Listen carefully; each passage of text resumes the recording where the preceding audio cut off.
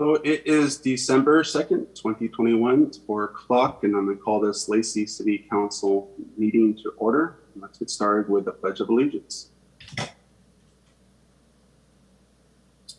I pledge allegiance to the flag of the United States of America and to the republic for which it stands, one nation under God, indivisible, with liberty and justice for all. Amen. So I do have one amendment to today's agenda. I'd like to add 2B under the agenda and consent agenda items to add the Washington State Historical Society Heritage Capital Project grant. And Scott, can you just give us a quick update what that's about? Yeah, thank you, Mayor. So we were fortunate enough to receive a heritage grant from Washington State Historical Society for $608,000. And as you know, we applied for this and the state legislature approved it. This will take our current site for the future museum to a pre-development stage. If you look at the document, there's a number of pages that wants the governing body to certify that they're aware of the budget. So like if you look on page 16 and 17 of the document, it just verifies that you're aware of the budget and what the grant amount is.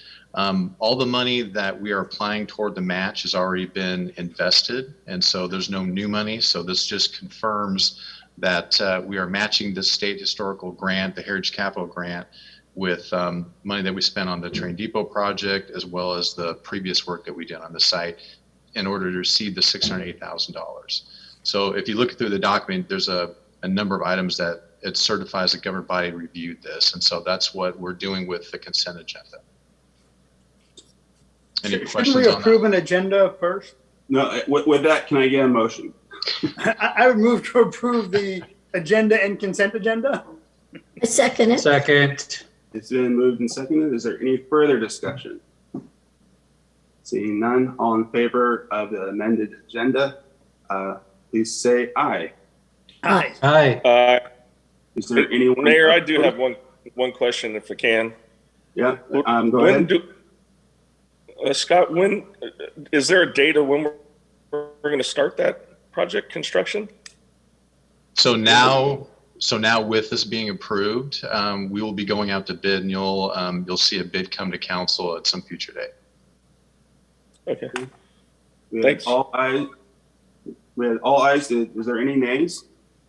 Then that motion passes unanimously. And maybe just a little further, Councilmember Stedman, we hope next year we start this project. Great. Thanks, Scott.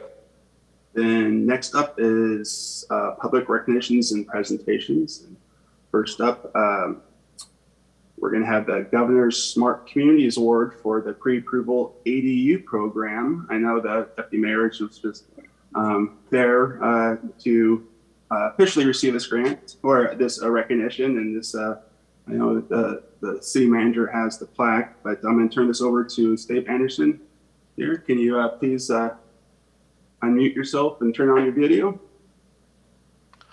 Good afternoon. Thank you so much for having me. On behalf of the governor, I would like to commend the city of Lacey for winning the Governor's Smart Communities Award this year. This was a tremendous project. I remember the day we were doing the judging. I remember the panelists being particularly excited about the work on the ADU plans. Thought it was an outstanding example for other jurisdictions to use, and mentioned the collaboration. So I'm pleased to present this award. This highlights the governor's commitment to preserving and protecting Washington's enviable quality of life, and recognizes the hard work of communities like Lacey, its residents, local officials, to make sure we have a clean, healthy environment, a healthy economy, and high quality communities. This specific award highlights progress for the entire state on improving housing affordability, which is a major priority of the governor's office and of the Department of Commerce. So today, we're celebrating a collaborative and thorough effort to implement Lacey's goals, policies, and some program to encourage safe, affordable, and decent housing for all your residents. So in particular, the pre-approval Pre-approved ADU plans empowers local residents to use their property to create more opportunities for infill housing and allow for gentle intensification of existing neighborhoods while maintaining neighborhood character. Noteworthy are the benefits of having these pre-approved plans to lower the cost of building more housing and to make it easier, especially for people who don't do development on a regular basis, but are really just getting into it, maybe doing one unit on their own property. This is a great model. So thank you to Mayor Ryder, Deputy Mayor Pratt, and the council members for your commitment to strengthening Washington's communities, and a special thank you for everyone involved in the project, including City Manager Scott Pence, Community and Economic Development Director Rick Walk, Planning Manager Ryan Andrews, Building Official and Fire Marshal Wade Duffy, and Associate Planner Jessica Brandt. On behalf of Governor Inslee, I thank you for your hard work and innovation and for creating this amazing model for planning for the future development and redevelopment of our communities. So thank you. Thank you so much. It's really nice to see us get some recognition for this, but the reason why we did it is because we're in an affordable housing crisis, and we're still in this crisis. And this ADU program was really, this council coming around and trying to come up with solutions to this really difficult issue that I think everyone's facing right now, not only in the city of Lacey, but all through most of the United States at the moment. And so this is just one other step that I think that cities can do, smart cities can do, and we're very proud of it. And we look forward to, after, unfortunately COVID has slowed everything down, but we're really looking forward to be able to promote this a little bit more.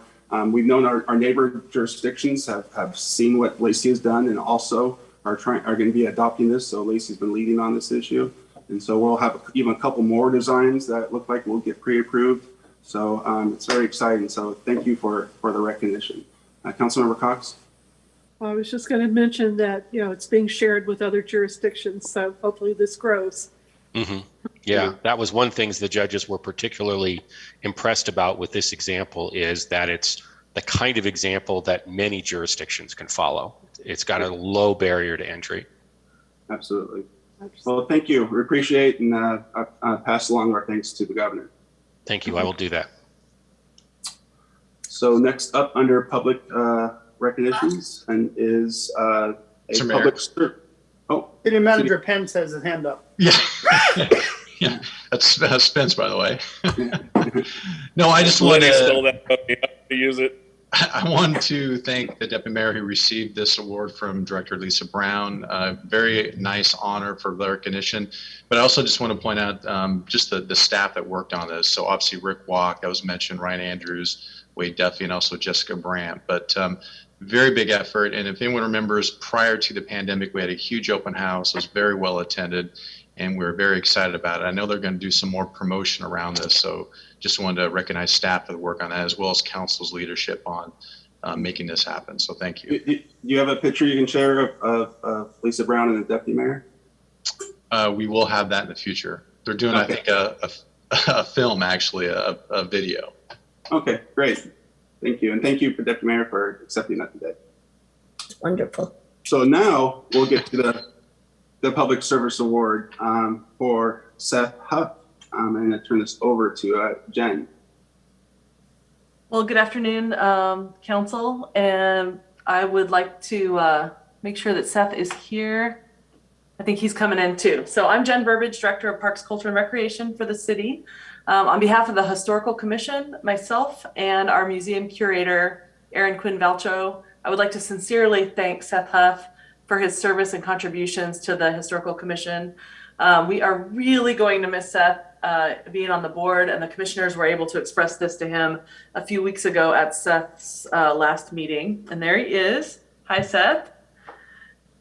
The nice thing that we know is that we will get to continue to work with him in the community and potentially for some of our city programs. And the reason we know this is because this is just the type of person that Seth is. He likes to be involved. He cares. He's not afraid to jump in and to speak up and to help out. Is just such a well-rounded individual. He's smart. He's caring. He is always eager to help and contribute. And best of all, he has a great attitude. He not only cares about Lacey's history and educating the community, but he just cares about people in general in the community. And this is very evident in the way that he conducts himself. So not only commission related or even parks related, which he does get involved with, but also the work that I know he does on the side, also connecting those in need in our community to resources such as food and other resources. And Seth is just such an amazing person. We're just really going to miss his service on the board. One more thing I have to mention is that Seth helped us out so much during the summer of Sasquatch, as we like to call it. This was our first traveling exhibit at the Lacey Museum, which ended up being a huge hit. And he pitched in to work at the museum and volunteered during some extremely busy days. And we literally could not have managed this exhibit without his help. So we really will always remember him for that. And again, we're so appreciative of his efforts and we'll really miss him. And I've got this Distinguished Public Service Award that I will make sure and get to you somehow. So thank you, Seth. Thank you, Seth. On behalf of the City Council, we know how much work you put in, and it didn't go unnoticed. Obviously, the Sasquatch traveling was really great, and we know you're a big part of that. So thank you from all of us for all the work you've done on behalf of the City of Lacey.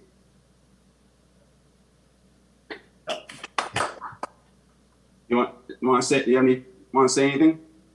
Mayor Ryder, Deputy Mayor Pratt, members of the City Council, thank you for this recognition and for a moment to speak to you directly about my time on the City of Lacey's Historic Commission. A little over 4 years ago, I was appointed to the Historic Commission. Now, some of you may know, as hearing Jen speak, I am not a historic professional, but I am a resident of Lacey and someone who gave thoughtful consideration to decisions and discussions I participated in as a member of an appointed group of residents by you, Council. I will admit now to you, Council, that I felt a little intimidated, maybe out of my depth on what I had agreed to. But I did the research on the topics we discussed, and I made decisions on and with the professionalism, assistance, and grace of the other members of the Commission, city staff, and also you, Council, I was able to be an active voice and represent our community when dealing with the past, present, and future issues. I'd like to thank the Commission, especially our Chair Eric Abel and Vice Chair Sarah 30acre. With our group, they kept us on task and kept our agendas driven, but they also provided time and space for thoughtful discussion. Anytime that I came in contact with our city staff over the last 4 years, it was 110% professional, City Council. They always provided us with the information that we needed to make said decisions. Two members of city staff that I would like to point out that I believe deserve individual recognition. One is Parks, Cultural, and Recreation Director Jennifer Burbidge, and the other is Museum Curator Erin Quinn Valcho. To say that they're excellent city employees would be trite and a meaningless platitude. Council, these are two resources that you have that are making our city of Lacey a better quality of life for all its residents in the future. Lastly, I would like to thank you, City Council, because without your vision and without your excellent leadership, we would have been really not have as pointed and as strategic discussion and decisions being made so that you can make the final decision. I humbly ask that in the future that you continue to give us this leadership, that you continue to give the Historic Commission the leadership and the vision that you've given us over the last 4 years. Now, finally, I came to this to give back. For 17 years, I worked and did not volunteer in the community, and I wanted to use my time on the commission to give back, but I received far more from the city than I ever gave back.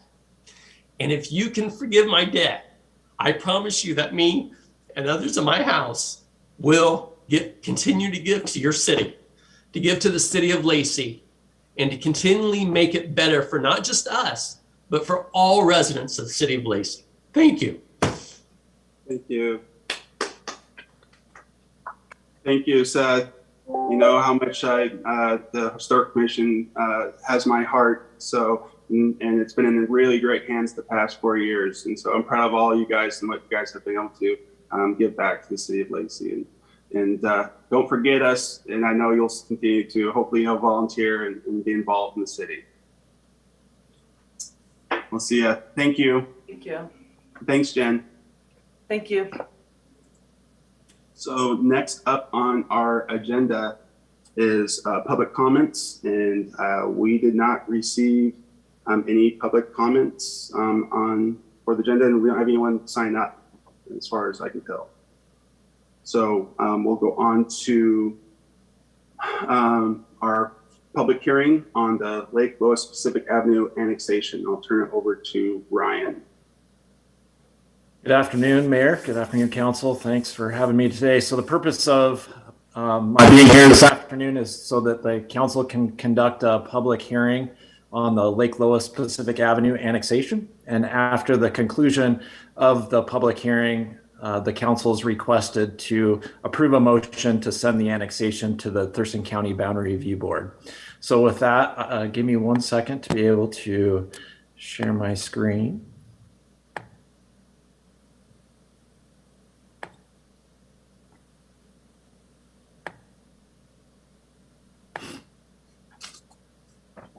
Hopefully you can see the overview map on your screen right now. So the city of Lacey has initiated a petition for annexation for the area, including Lake Lois between Carpenter Road Southeast and Kinwood Street Southeast.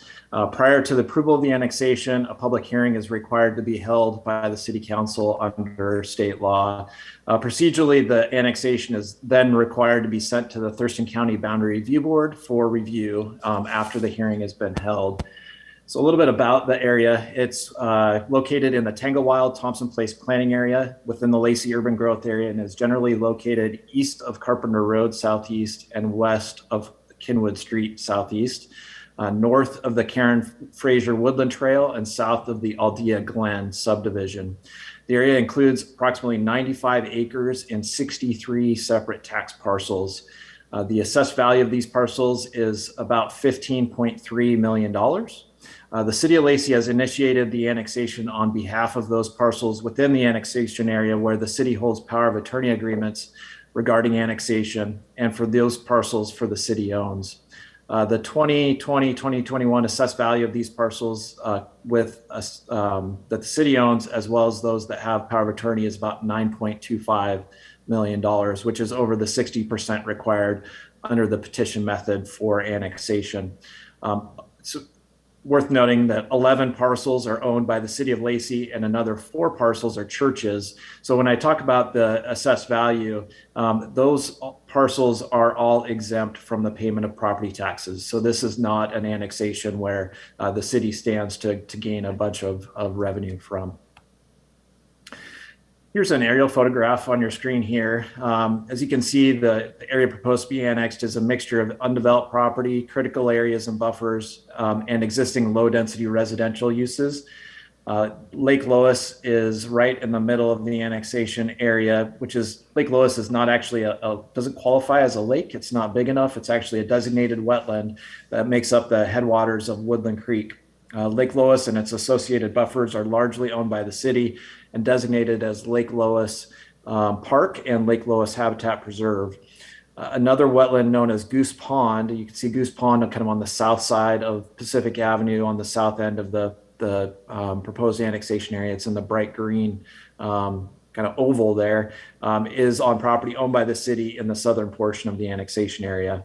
The area contains approximately 46 dwelling units and an estimated population of about 100 people.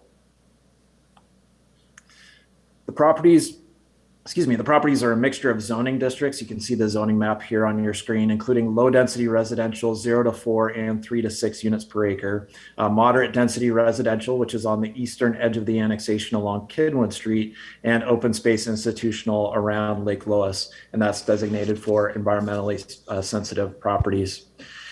The area proposed for annexation is a logical extension of the city limit boundary to an area that is essentially an unincorporated island. And the purpose for the annexation is to eliminate an illogical boundary and really shore up the boundary to make the eastern edge of the city limits consistent with along Kenwood Street. Here's a map showing the existing power of attorney agreements that the city utilized for initiating the petition. So those parcels that are in pink are those that the city currently holds power of attorney agreements for. And then those are that are in the kind of the green shade around Lake Lois. Those are properties that the city owns. And we also own property, as I mentioned, on the south side around Goose Pond, south side of Pacific Avenue. The map hasn't caught up to that yet, but we do own those two properties that are contain Goose Pond on the south side of Pacific Avenue. So here's the water lines. The areas located within the Lacey water service area, served by a combination of city water lines, small private water services, and private wells. An existing City of Olympia water line is located within Pacific Avenue, but it does not serve the area. Here's the sewer. Sewer is relatively limited to a 3-inch step main in Kenwood Street that serves the eastern portion of the annexation area. But for the most part, the lion's share of the properties are served by existing septic systems. I wanted to touch on, before you open up the public hearing, a little bit more about governmental services. So obviously a couple of transitions and services will occur upon annexation. One is related to police service. So obviously upon annexation, the City of Lacey Police Department would provide service to the area instead of Thurston County Sheriff's deputies. That we're estimating that would be an additional 100 to 200 calls of service per year within this area. It's important to note that while this isn't a huge increase in service, with the amount of annexations that we've currently had, it does start to compound, the number of calls for service additionally required of the police department.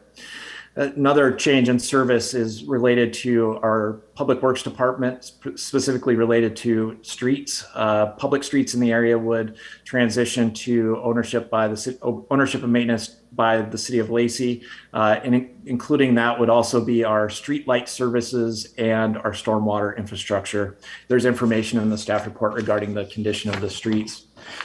Regarding streets, there is one important thing that I did want to mention, and we did talk about this at the 10% petition stage, which is Thurston County has received a grant to repave Pacific Avenue, basically between the existing city limits and Union Mills Road, kind of in front of the Lacey Community Center and Lacey Senior Center. The county has agreed to move forward with the grant and move forward with the paving. But we would have to take over a proportional share of the match associated with the grant. The county is estimating that our proportion would be approximately $87,000 for this grant. But it is possible that we would not actually have to pay the match because of the federal grant requirements. And so as part of this project, we would have to establish a specific agreement with Thurston County outlining our specific match. One last thing before I turn over to you is we did hold a public informational forum with the residents. We did send notice of all of the forum to all the residents and held the forum back on November 17th to provide more information to those residents on how annexation would affect taxes and services. For anybody that wants to view that, it is available on the city's YouTube page. And then one last thing is that we did not actually receive any written comments. So I did not receive any written comments prior to the public hearing here tonight. So as I mentioned, the next step is for the City Council to conduct a public hearing to take testimony on the proposed annexation. Once that's occurred, the annexation will be sent to the Thurston County Boundary Review Board. And once that's happened, the final step will be that the City Council can take final action on the annexation through passage of an ordinance approving the annexation, which we are estimating would happen probably in the February or March timeframe. So with that, I'll turn it over to you to conduct a public hearing. Right. I'm now going to open up this public hearing on the Lake Lois Pacific Avenue annexation. It's project number 21-235. As it's been pointed out, we didn't have any written public testimony, and as of my last notice, we didn't have anyone here signed up as well. Can I just confirm that there's no one waiting to speak on this issue from the public? That is correct. We don't have anyone currently signed up to speak. Okay. Is there any testimony, anything from the council? Councilmember Cox? You're on mute. All right. You said you didn't receive any written comment, but at the outreach, was there any oral comment? Yeah, I mean, really, the purpose of the forum is for people to ask questions and get information. So there was certainly a opportunity for people to ask questions, and people had a lot of questions about taxes and fees and services and those kinds of things. And the general feeling, I think, was that people are, when it comes to annexations, they have certain preconceived notions when it comes to certain things, like my property taxes will go up, which isn't always necessarily the case. And the city will require me to connect to sewer, which also isn't necessarily the case as a condition of annexation. So, once we were able to kind of get those questions answered, there wasn't a lot in terms of, people that were really concerned about the annexation. Thank you. It sounds like a good process because they got their answers and they seem relatively pleased, or at least not dissatisfied to the point where they're showing up and speaking. So that's all you can ask for from public process. So I would just like to say I'm very happy that this annexation is going through.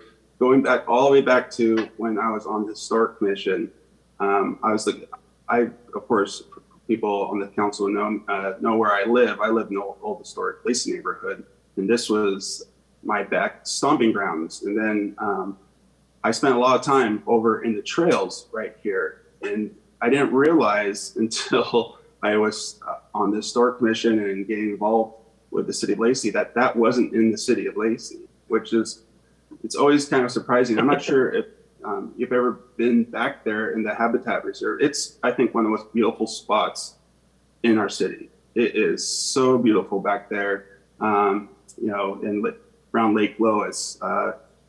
It's amazing. We've done quite a bit of work and a lot of volunteer work around there, which we've been doing all this work, and it hasn't been in the city of Lacey this whole time. So it's great to see that we're finally making this boundary make more sense. Because this other thing is, since it hasn't been in the city of Lacey, if there's ever any issues there, and there are people that can go back there and cause issues, it's unfortunately that the Thurston County Sheriff's Department needs to respond. So that will help with that as well. So it's really good to see that this annexation is finally going through. I remember talking about, all those years ago.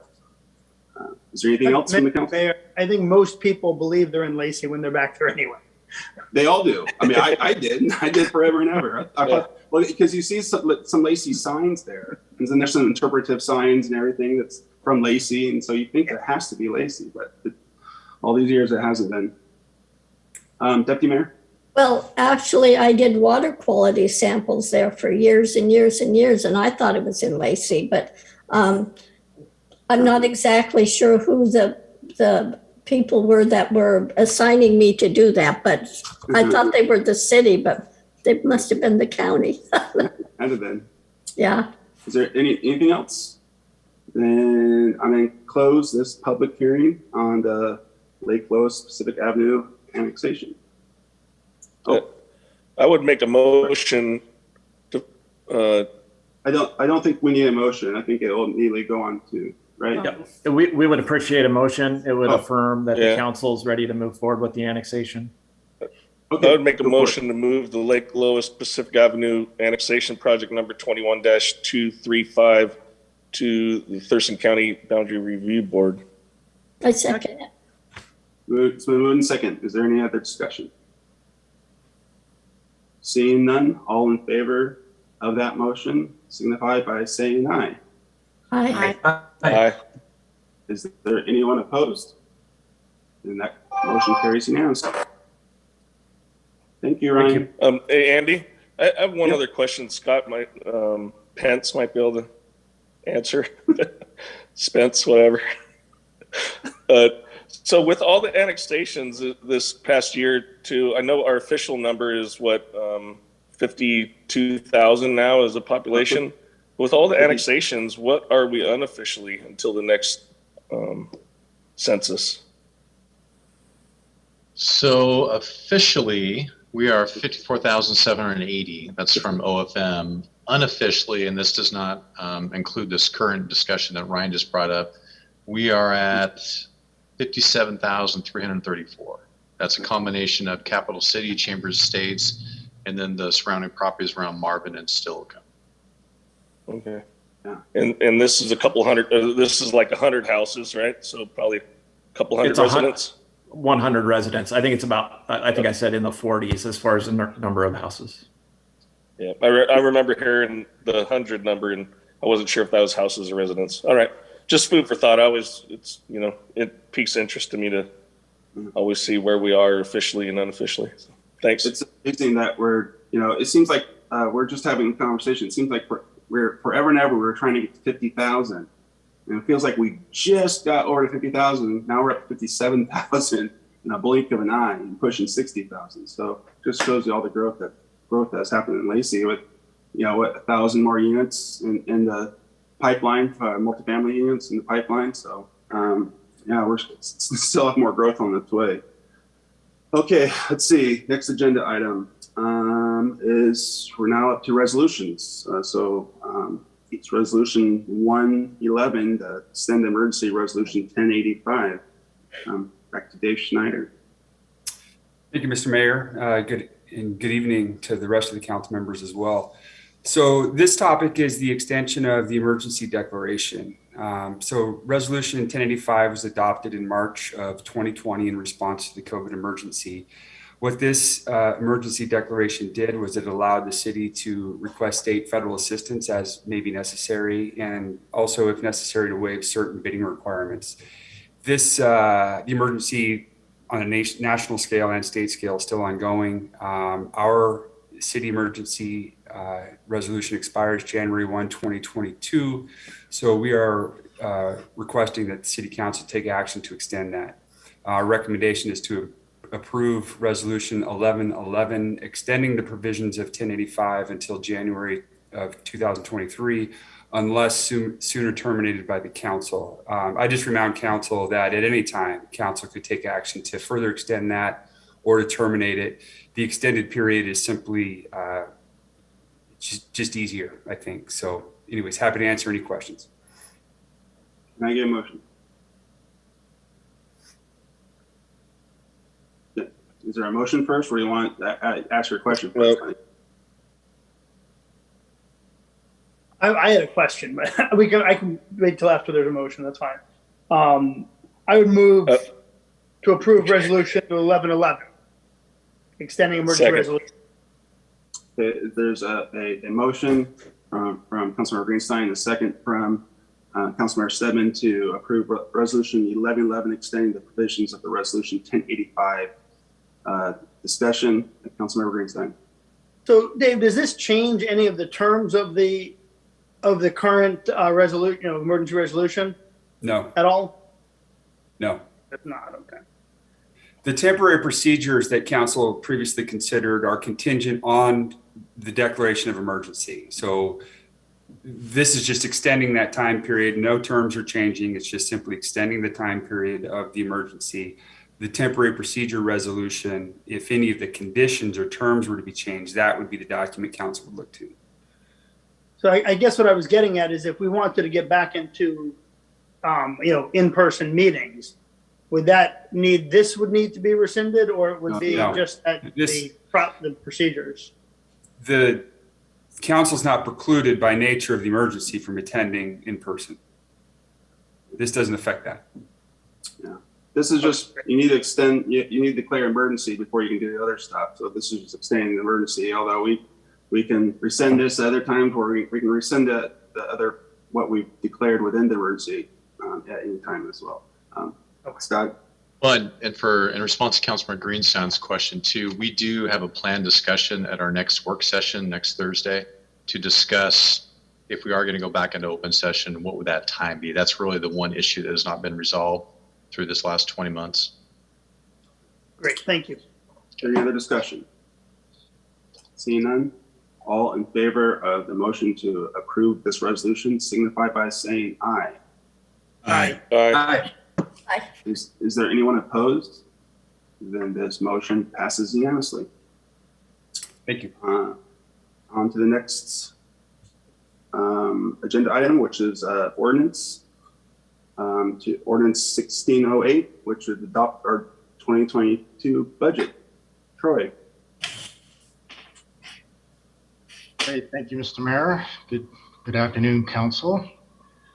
Welcome to the final stages of the 2022 budget. We do believe the budget before you tonight includes all of the guidance and direction that the City Council and Finance and Economic Development Committee has provided.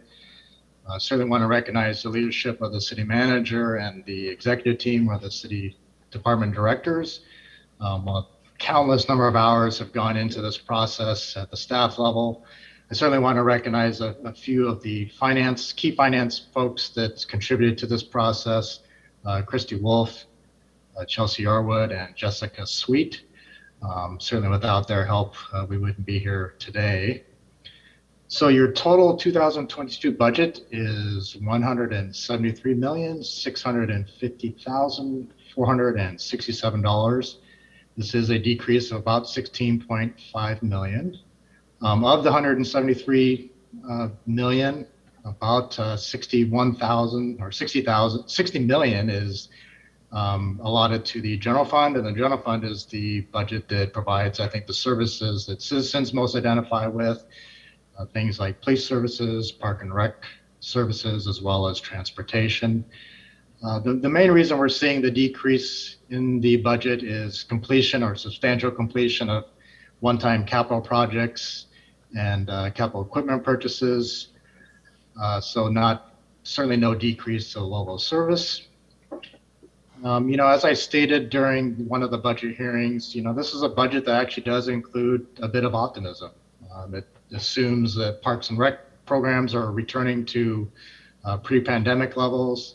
The lodging tax is funding tourism events. I mean, these are things that are certainly the step in the right direction to normalcy.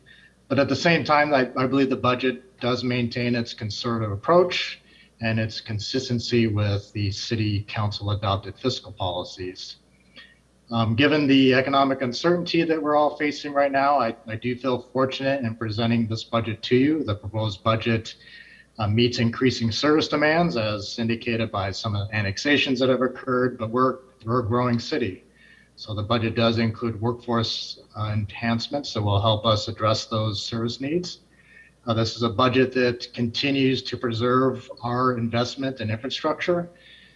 Examples of this are an increased overlay program within our transportation system and a significant capital program for our utilities. This is also a budget that I believe addresses the City Council priorities in terms of social services, public safety, carbon reduction investments. I think maybe perhaps most importantly, this is a budget that continues to plan for our city's future. Facility plan development, comprehensive plans, and setting the stage for a future police station construction. So again, I do feel fortunate in presenting this budget to you. I'll hand this back over to council for any last questions, but the recommendation, of course, would be to adopt the ordinance that will set the 2022 budget. I move that we adopt the 2022 budget ordinance setting the total budget in the amount of $173,650,467 and the general fund total budget in the amount of $60,091,615, ordinance number 1608. Second. And moved by the Deputy Mayor and seconded by Councilmember Kunkel. Is there any discussion? We've gone through a lengthy process like we always do, so this shouldn't catch anyone by surprise. My only question is we do have a discussion about reserves. I guess that doesn't necessarily change the budget. It just changes the reserve designation within the budget. So that shouldn't matter, right? Troy? That is correct. Then with that, is there any other discussion? It's been moved and seconded. All in favor of the motion signify by saying aye. Aye. Aye. Aye. Is there anyone opposed? Then that motion passes unanimously. Thanks, Troy. Thank you. Great job, Troy. Hey, Troy. Yes. I noticed that your hair is a little more gray. So was this a tough budget to work your way through? I'm just. Or is he just calling you old? I'm just saying. Last year, at the beginning, you had a little more brown and dark. I would say he looks a lot more distinguished. Let's I am not calling you old by any stretch. I'm just saying it looks like you've been working hard. There you go. I appreciate that. I would say that the budget is continues to be easier than expected, given a lot of the unknowns that are happening, especially related to the public health emergency. Unfortunately, every budget I've ever been involved with, this is my 25th or 26th local government budget I've been involved with. Not a single one of those budgets has been able to provide for every single request that's out there. It's not something to really dwell on. I think this is a solid budget that continues to provide those services that I expect. But again, I do think it was easier than expected, but again, we weren't able to provide everything that was requested, but it's certainly something to be proud of, I think. Thank you, man. Great job. Thank you. Thank you. Please pass along to your staff our appreciation, how hard they work on this. It doesn't go unnoticed. Absolutely. Thank you. So next up is the city manager's report. So thank you, Mayor and City Council. We have two items. One is the art plan for 6 years. And then after that, we'll talk about the state legislative priorities, and our assistant city manager will provide both of those reports. Well, good Looking afternoon. forward to this next one. Good afternoon, Mayor, Deputy Mayor, and council members. I am here to provide a report on the Public Art 6-year plan. I do want to recognize that several council members have heard the review of this plan a couple of times, so please bear with me as I go through one more time. I'm going to share my screen and let me know when you all can see my screen. Yes. Fantastic. All right, just really quickly in review of how public art is funded here in the city. So Resolution 1105 sets aside a $1 per capita per year for art. And then Ordinance 1022 is the 1/4 of 1% set aside for city capital projects that are over $500,000, with the exception of street and utility projects. As of current, here in 2021, there is about $191,000 for public art, and this takes into account the council's approval of the $30,000 for the Flag Plaza in 2021. The council adopted a new policy this past year, and part of that policy was developing a list identifying locations for public art in the future. This included a public art map, which you all can check out the public art map, which was created by our management analyst, Kelly Adams. And it's a tool that is going to be helpful for not only listing what we currently have in our inventory, but also helping determine future locations. And it's broadly used to show where there are locations in the city that align with the city's adopted policy on themes and objectives, which I'll get to here in just a second. But with each piece, as it is getting prepared, there would need to be further refinement on the exact location of pieces. So with the policy, the city would solicit for art pieces pursuant to all city policies. And we're anticipating an ad hoc committee to review and make recommendations first to the Community Relations Committee, and then finally to the full City Council for large-scale city public art projects here in the future. And I will touch on that a little bit later in my presentation.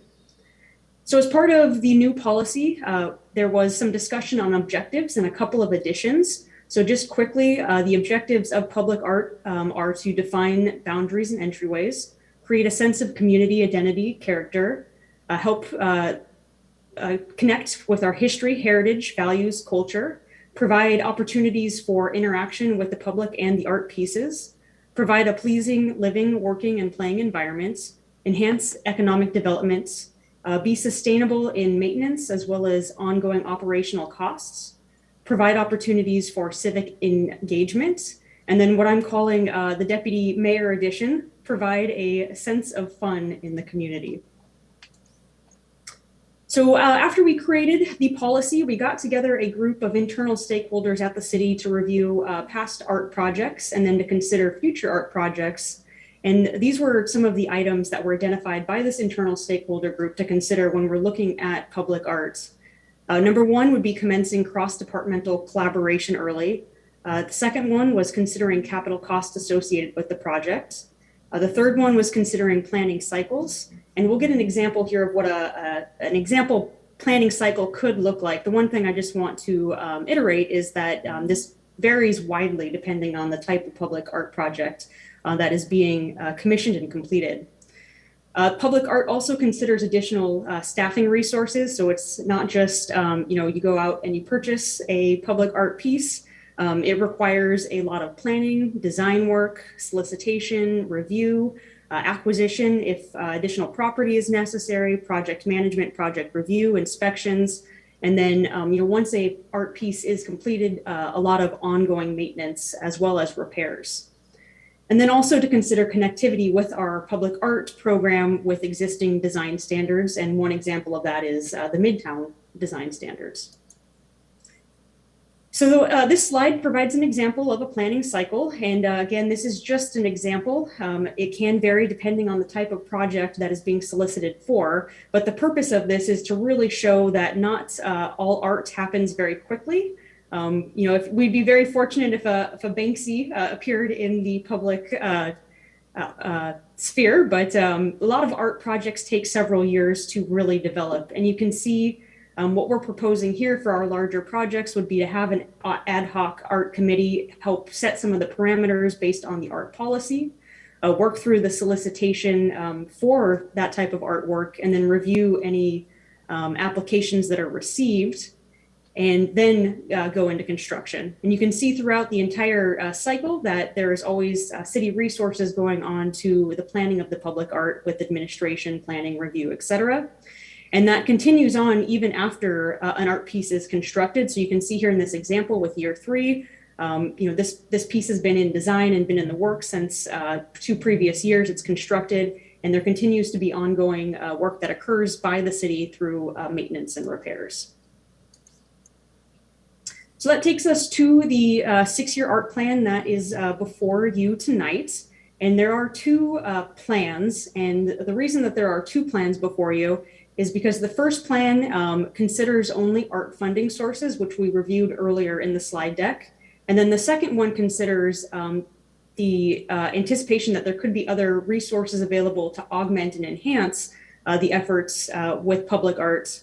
And if you look through the plan, it anticipates that around $50,000, and it doesn't specify a source. There are various sources from grants, LTAC funding that could be pursued for public art, but it anticipates around $50,000 annually to augment that. So the first one is just our art funding sources, and then the second one takes into account art funding sources and then also pursuing additional funding sources as well. Importantly, both maintain sustainable general art fund balances through the 6-year cycle and then also beyond. There is a difference between the 2 plans, given that the second of the 2 plans has additional funding coming into the public art program, and so you'll see that the number of projects taken up in the second plan, there are more projects, and that some of the projects anticipate higher costs just given the additional funds that are coming in for public art. So Table C in your staff report tonight provides just a real quick brief overview of what is proposed as part of that 6-year art plan. And there really are 4 categories that are proposed. And the first one are reader boards and gateway art. The second one is banners. The third one is utility wraps. And then the fourth one in the green colored table is discretionary art projects, and these would be the larger scaled art projects in various locations throughout the city. So you can see in the column in the middle, that is with the art funding only, what we are planning to do with the 6-year art plan. And then with the column to the farthest to the right, that would be with art funding and then additional funding as well. I've highlighted the areas where there are additional projects that are pursued with the additional funding that would be coming in. So that'd be for gateway arts and then also for discretionary art projects. So for 2022, the proposed expenditures for the public arts plan is to fund banners, utility wraps, and a museum piece to hang a art piece that is being donated to the city, which has Nat and Thelma Jackson. And then other funding that is connected to public arts that would augment this would be $25,000 for the honor wall, and then a $10,000 LTAP request for banners. So Table A in your report tonight and on the slide deck here is showing the 2022 to 2027 art plan with art funding only. And it identifies every year what elements are going to be considered as part of that art plan. And then Table B provides an art plan that has other art funding sources as well. So I just wanted to provide just a couple of high-level examples about the 4 categories because I've talked to them. These are just examples. Obviously, there would be further refinement moving forward with the public art plan. But when we're talking about reader boards or gateway entrance pieces, there'd be pieces like this that clearly demarcate, coming into the city of Lacey and providing information in the case with reader boards on city activities, programmings, as well as any partnership activities and programmings as well. So just another example of what that could look like. This is an example of a gateway, and these pieces again demarcate entrance into an area. So they could demarcate, number one, coming into the city of Lacey, but also, sub areas within Lacey as well. And just one more example. And maybe a few more examples. Here's an example of some banner programs that are going out in other jurisdictions. And so this is something that we'd be taking on this year, as well as in future years. And this would be a way to advertise and market a lot of the things going on in the city of Lacey. And here are some example banners specific to the city of Lacey. This slide provides an example of utility wraps. I mentioned this earlier in the presentation. With this, we'd be looking to set up an ad hoc task force to take a look at some of the larger discretionary projects that the city would be taking on as part of its public art program, and then to evaluate the need potentially for an art commission in the future with this task force, in addition to looking at specific discretionary projects. So the task force, we intend it to be very broad and to include city council representatives, business owners, community members, residents, nonprofit and cultural organization leads, youth council members, artists, and art curators. And their responsibilities would be to recommend themes and objectives, recommend locations based off of our policies, review RFPs or RFQs that are submitted to the city and determine if they are within budget, determine if they are meeting the themes and locations, and if there is the level of artistic quality that the city is looking for. And then finally, to recommend a selection of an art piece, these larger art pieces, to the full city council for approval. So the recommendation tonight is a motion to approve the public art plan. This would be a 6-year plan from 2022 to 2027. This plan would be updated annually to reflect any changes and additions, as well as the next year of the plan. And future plans would be reviewed at community relations committees and then by the full city council. And I will stop my share. And I know Councilmember Greenstein, you had a question. I did. Toward the end, you were talking about the makeup of this ad hoc committee, and you had on there council members. I'm just curious, if this is going to be an advisory body to the council, why would we have council members on the advisory body? The purpose of having the council members is just to provide some perspective and input. And certainly if this body doesn't want to move forward with having council representatives on the ad hoc committee, we can certainly create that without council representation. Again, it's not, the only reason I bring it up is I always have heartache, and this is not the only place I've run into this, but council being on the board that's on a committee that's going to then refer something to council just doesn't feel right to me. I think it has an undue influence on the committee when there's a council member there who's then going to be on the voting body. So that's just my opinion on that. I think it's better to not have a council member. Yeah, I would just add, I think, again, it's whatever council ultimately like to do. We did use this template before when we did the Hawk out in Hawks Prairie, and we kind of used the Community Relations Committee as a basis for that ad hoc committee, and then brought in other community members to guide that process.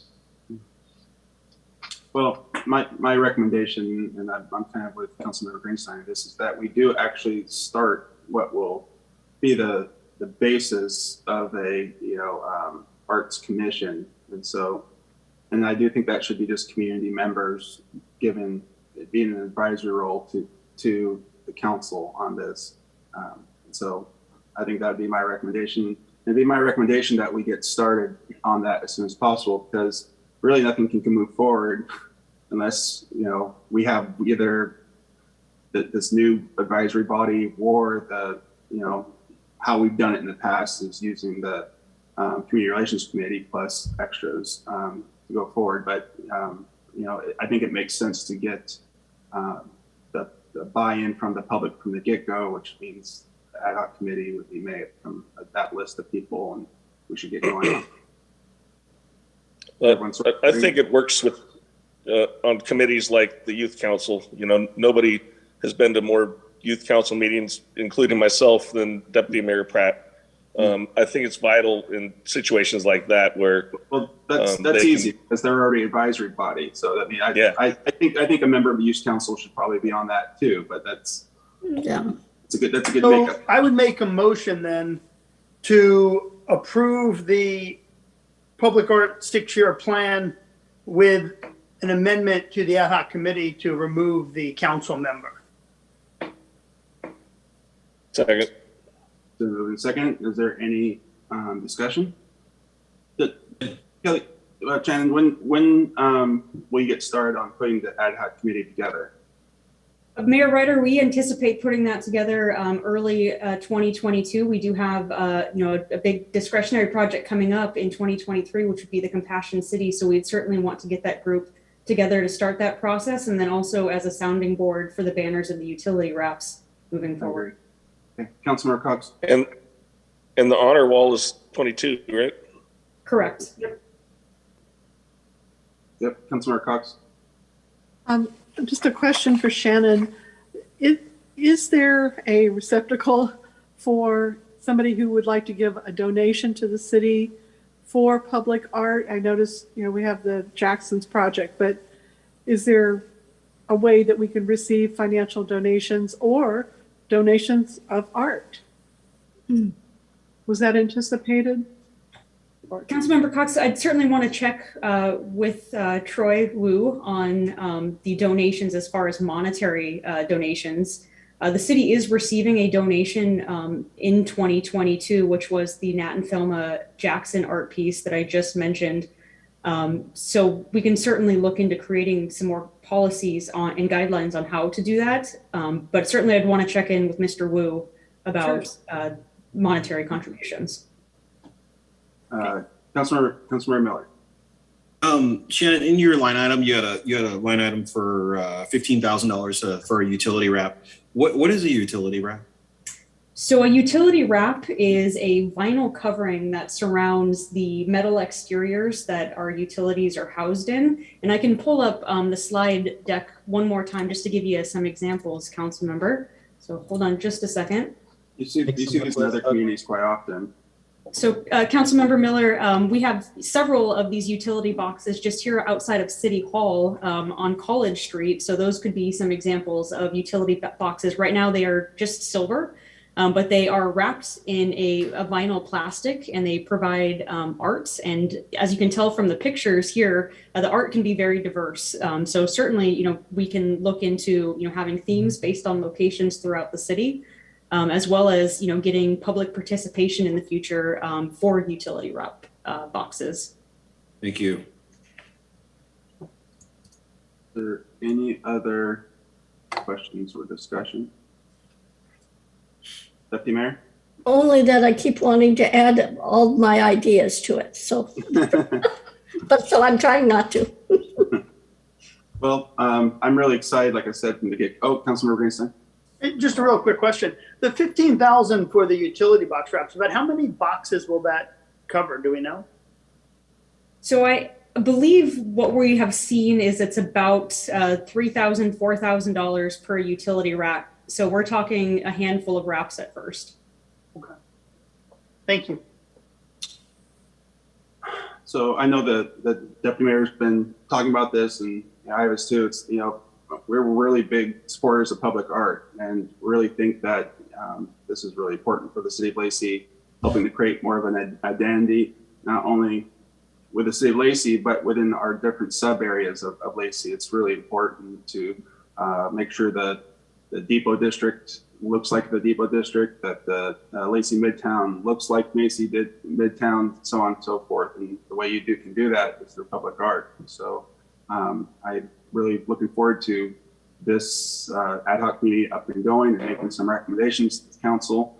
And it doesn't have to be just limited to this. I mean, let's see what the ad hoc committee can come up with as well. And so look forward to that.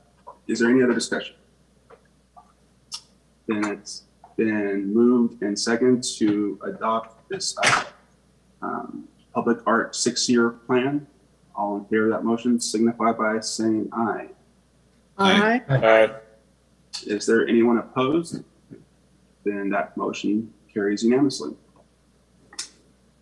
And then you're up next with 2022 state legislative priorities. Great. Well, thank you again, Council. Annually, the city establishes priorities for the upcoming Washington State legislative session. The City Council did review a draft of the 2022 state legislative priorities agenda at its last City Council meeting with Brian Enslow. Since this time, there has been one edit to the draft that I want to draw attention to, and I'm going to share my screen just so you all can see this edit. So if you look at the first priority, which is continue to focus on the I-5 corridor between Mounds Road to Tumwater and the Nisqually River Delta, there has been an edit to this. In addition to talking about the greater project as a whole, there is a specific request now associated with this ask, and that request is for $106 million from the future transportation budget for preliminary design and engineering, as well as right-of-way acquisition. And this change was made based on just an assessment by our regional partners and ourselves as to the next steps for moving this project along and getting work started within the I-5 corridor.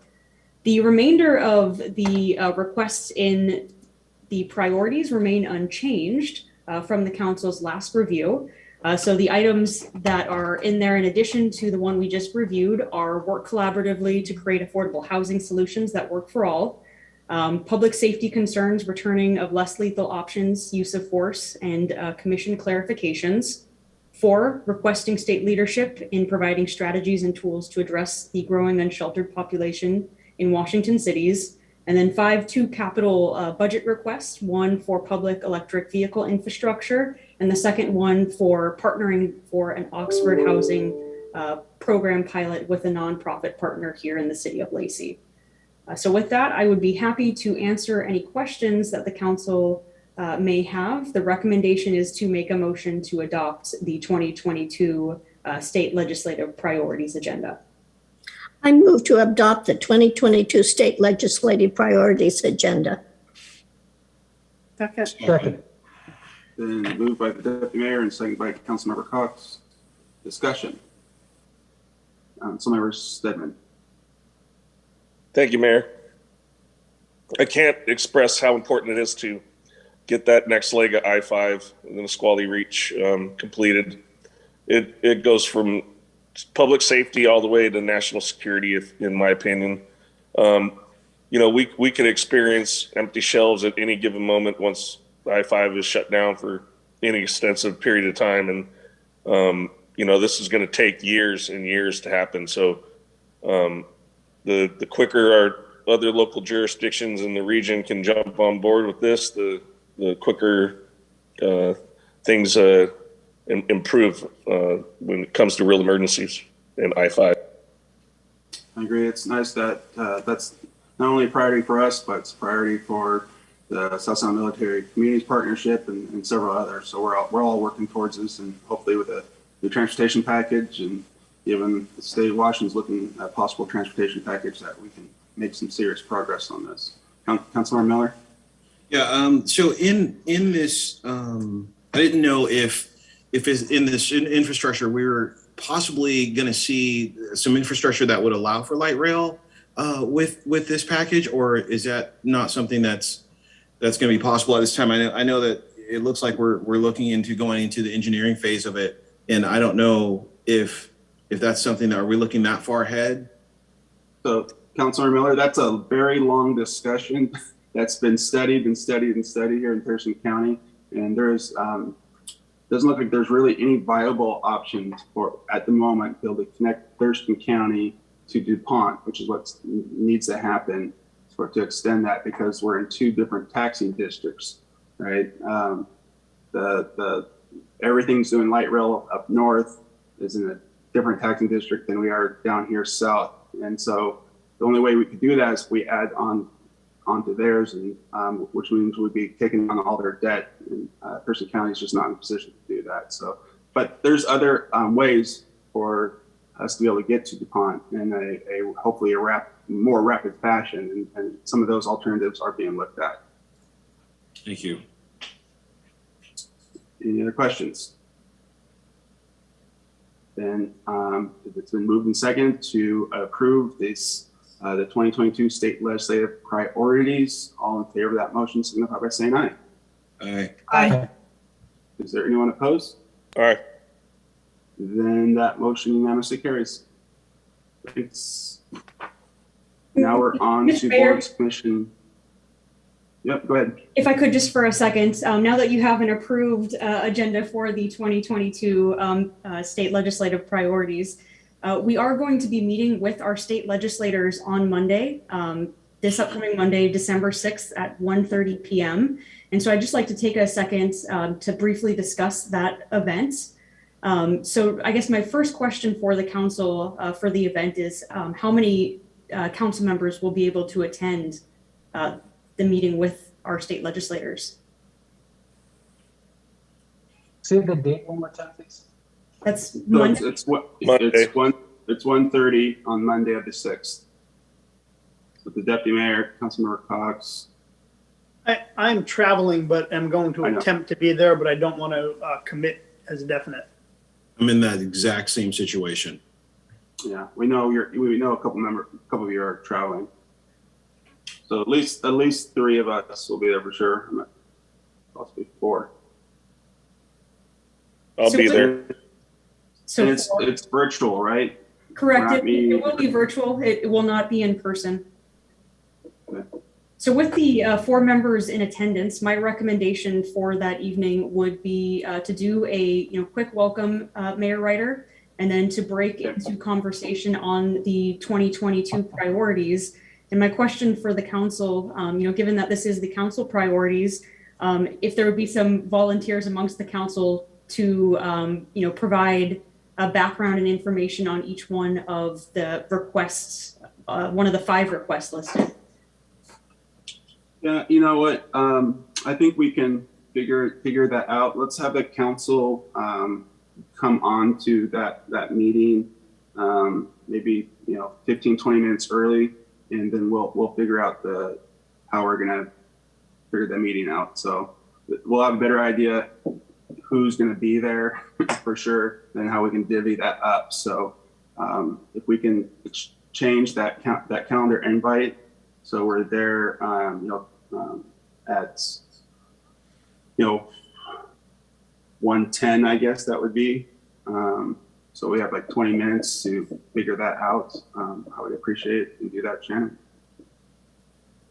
So Mayor Ryder, certainly we're going to be advertising this as a public meeting. And so with having all of the council members together, certainly being a public meeting would want to have that open for public conversation and viewing. That's totally fine. The public can be there and hear us talk about how we're going to discuss who's gonna talk about what. I have no problem with that. It's either here or there, right? It's either here or there. All right, well, council members, I will send out just a kind of a quick outline of the priorities as well as the events for you all to take a look at in anticipation of that conversation. Sounds good.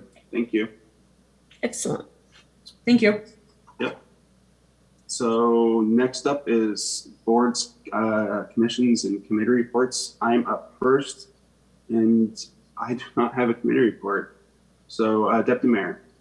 So our Joint Animal Services Commission won't meet until December 20th. And this is good because it'll be after the Thurston County passes their budget. So we'll know whether they will approve full service for JASCOM or not. And that determines our budget. Excuse me, I need to cough. Lot Clean Water Alliance met November 10th, and the work session looked at a draft memorandum of understanding with the Port of Olympia.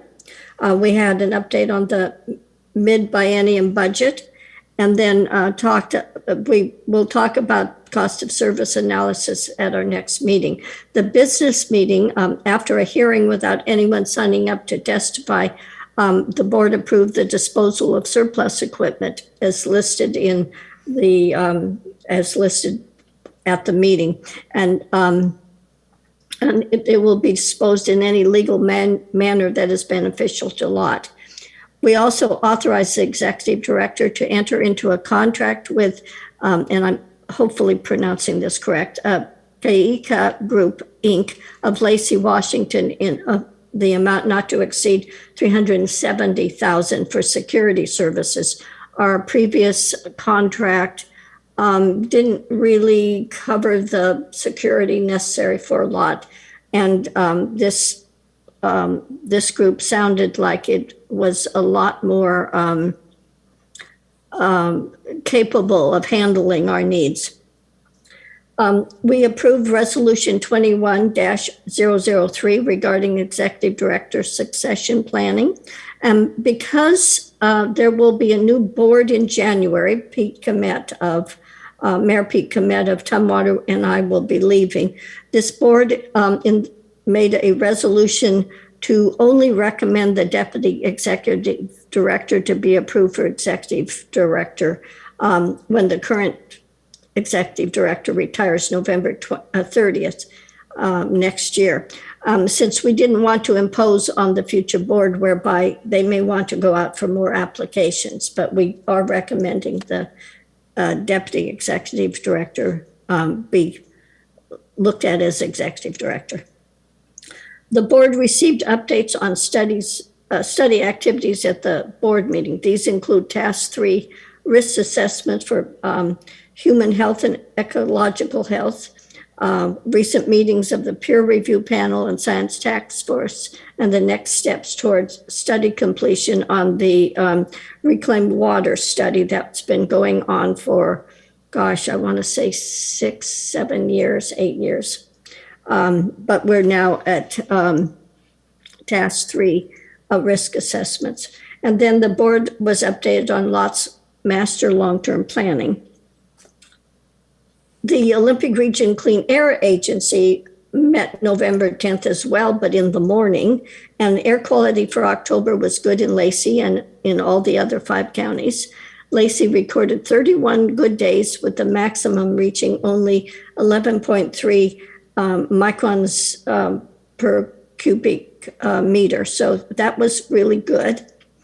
The communications director showed the latest brochure reminding us that trash burning is illegal and can have a high fee associated with the activity of caught. And then the subcommittee for hiring, which I was on, has chosen the new executive director, provided the whole Orca Council approve at our next meeting. And I'll announce the final candidate once it's official at our next meeting, which I believe is next week. And I'm really excited. I think the candidate we chose is very, very well qualified. And that's my report. Thank you. Councilmember Cox. I have a report on Intercity Transit Authority, which met last night.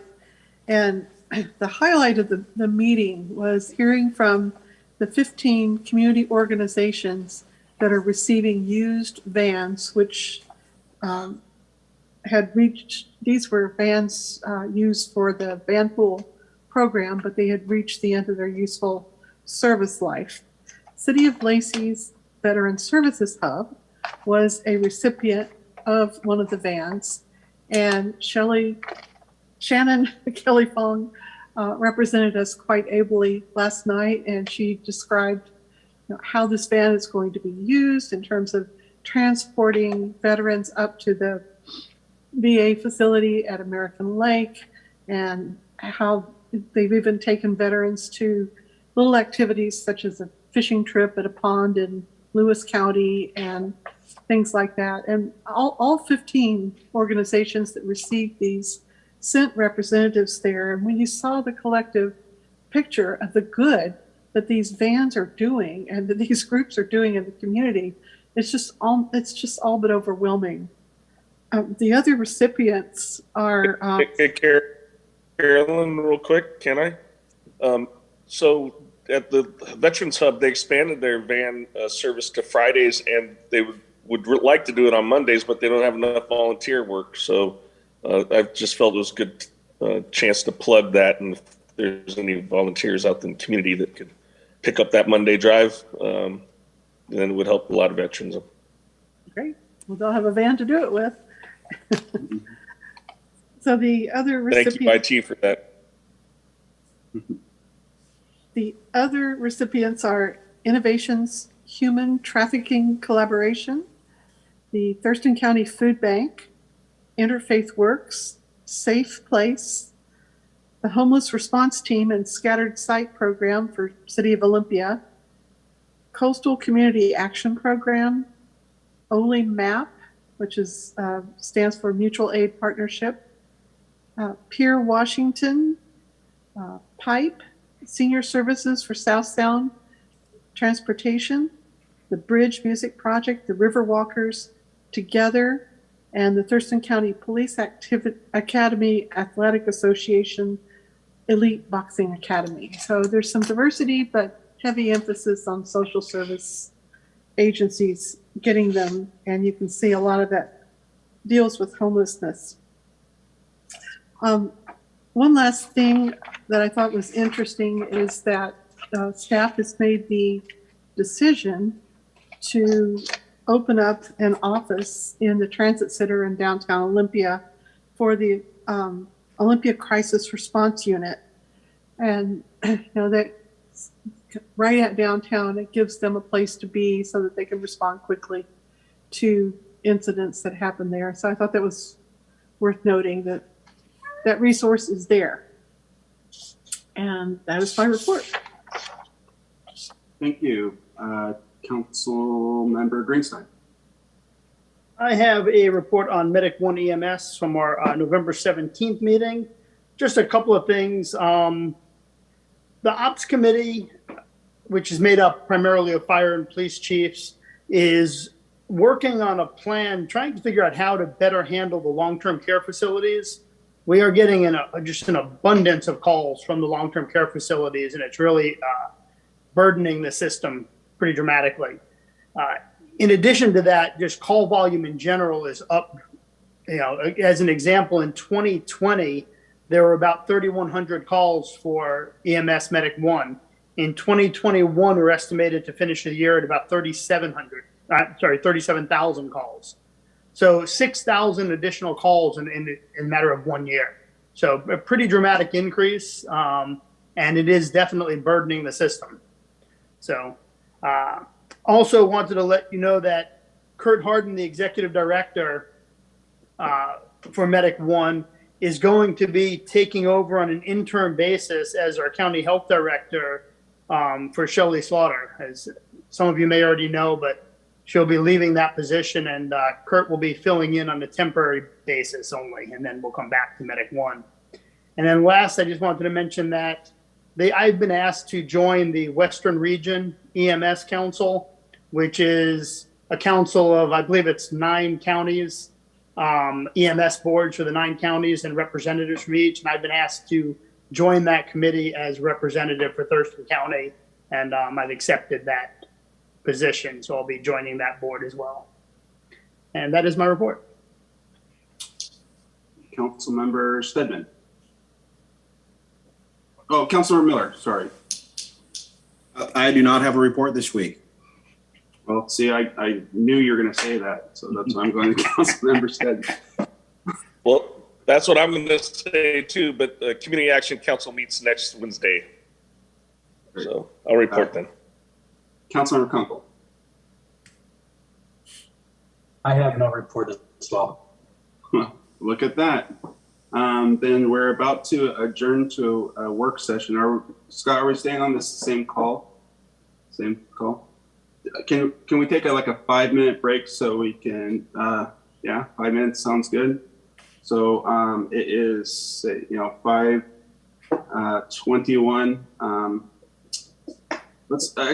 Can we adjourn at 5:30? Does that sound good? That means a 9-minute break, but 5:30 sound good for everyone? Okay, then I'm going to adjourn this Lacey City Council meeting to a work session. In the meantime, you keep it classy, Lacey, and we'll see you back at 5:30.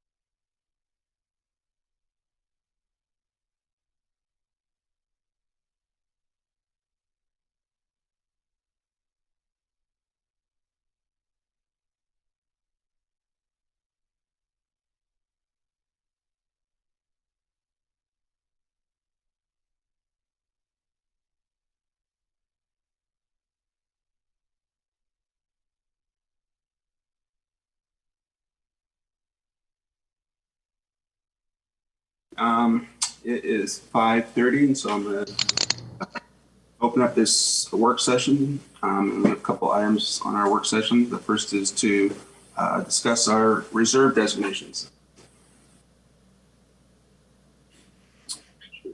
Oh, Scott?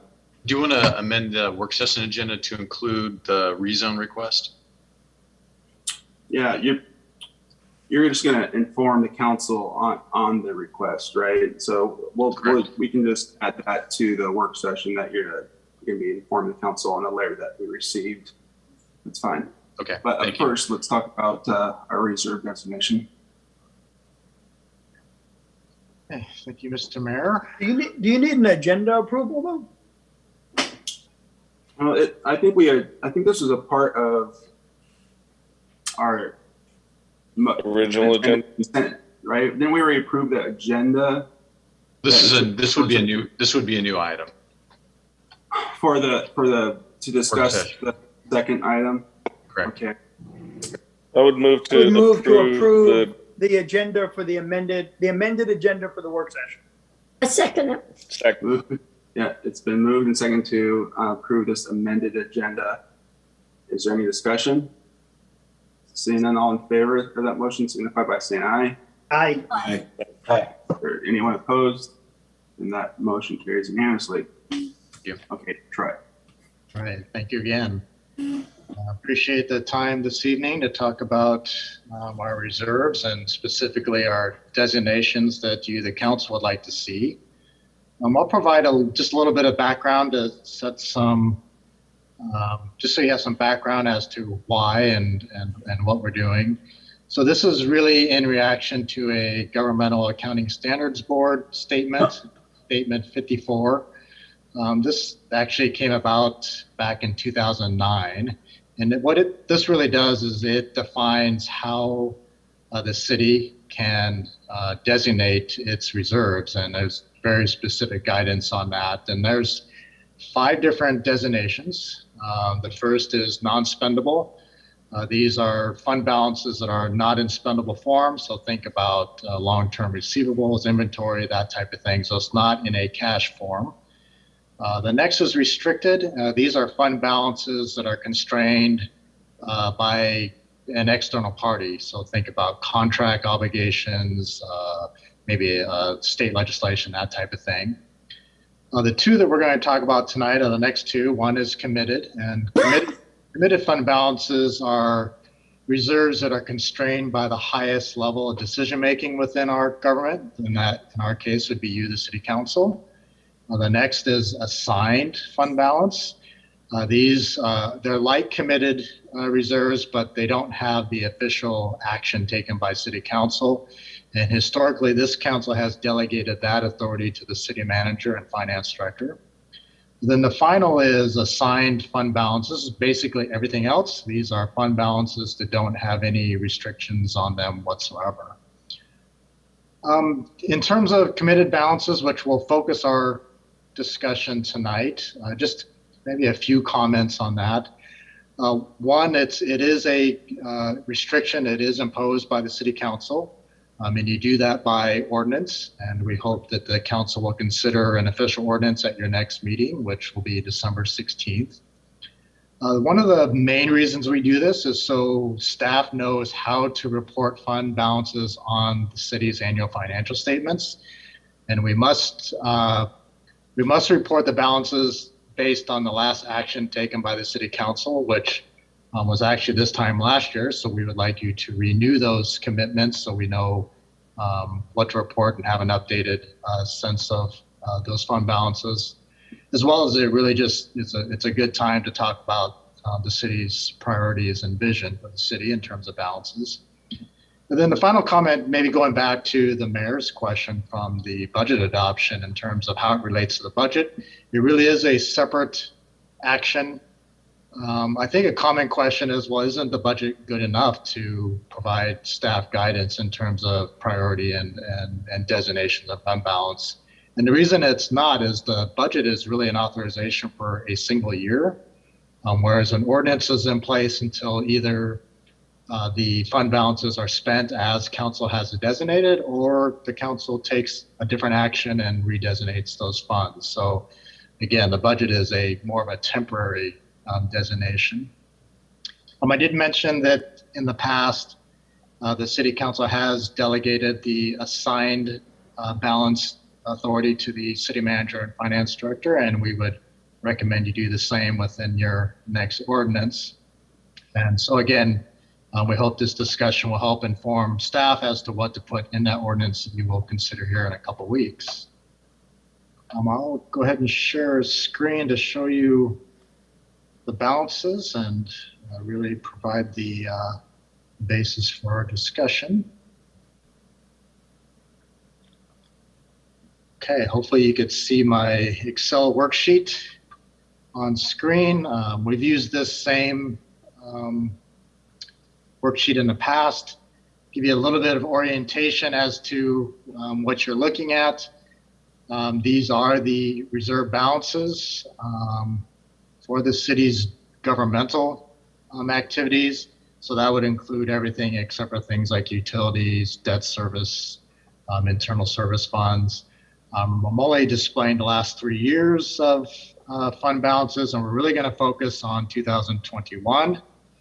You will notice that the 2021 fund balance is exactly the same as 2020, and that's because we have not finished the 2021 calendar year. As a matter of fact, we actually won't know what ending fund balance is for 2021 until probably mid-March, because we do receive a decent amount of our revenues after the calendar year closes. So we actually don't know what that ending fund balance is as we speak. This column here shows the current classification of fund balance. The next column is what staff and the Finance and Economic Development Committee discussed in terms of what the proposed classifications are. In terms of the colors that you're seeing, I do want to focus my comments on the changes to the previous ordinance, but I have in this peach or orange color, it really shows you what's in the 2022 budget in terms of use. The green highlights the changes or the changes of the classifications that we're proposing. And I've highlighted some things in blue that we, in our discussion with the Finance and Economic Development Committee, I really want to put a holding place really as a direction to staff to really prioritize these activities in terms of our next designation. So we do anticipate that we'll close the year with some surplus fund balance. And so these are the areas in which the Finance Committee thought we should focus in terms of the next designations. So any questions about what we're looking at before I actually start to go through these in detail? Okay, again, I'll focus on the changes rather than things that are staying the same. I do want to highlight this first restricted reserve. This was, I think, $20 million in funding that the state legislature is sending down to the cities on a per capita basis. And this is really to address new legislation on police reform from the 2020 year in the first half, or the session that ended in mid-2021. So the city's share of that $20 million is about $216,000. And we have included that in the 2022 budget to help fund our body-worn camera program. The next one I'd like to highlight is the building permit revenue surplus. Again, in blue, this is a kind of a holding place until we see what our ending fund balance may be.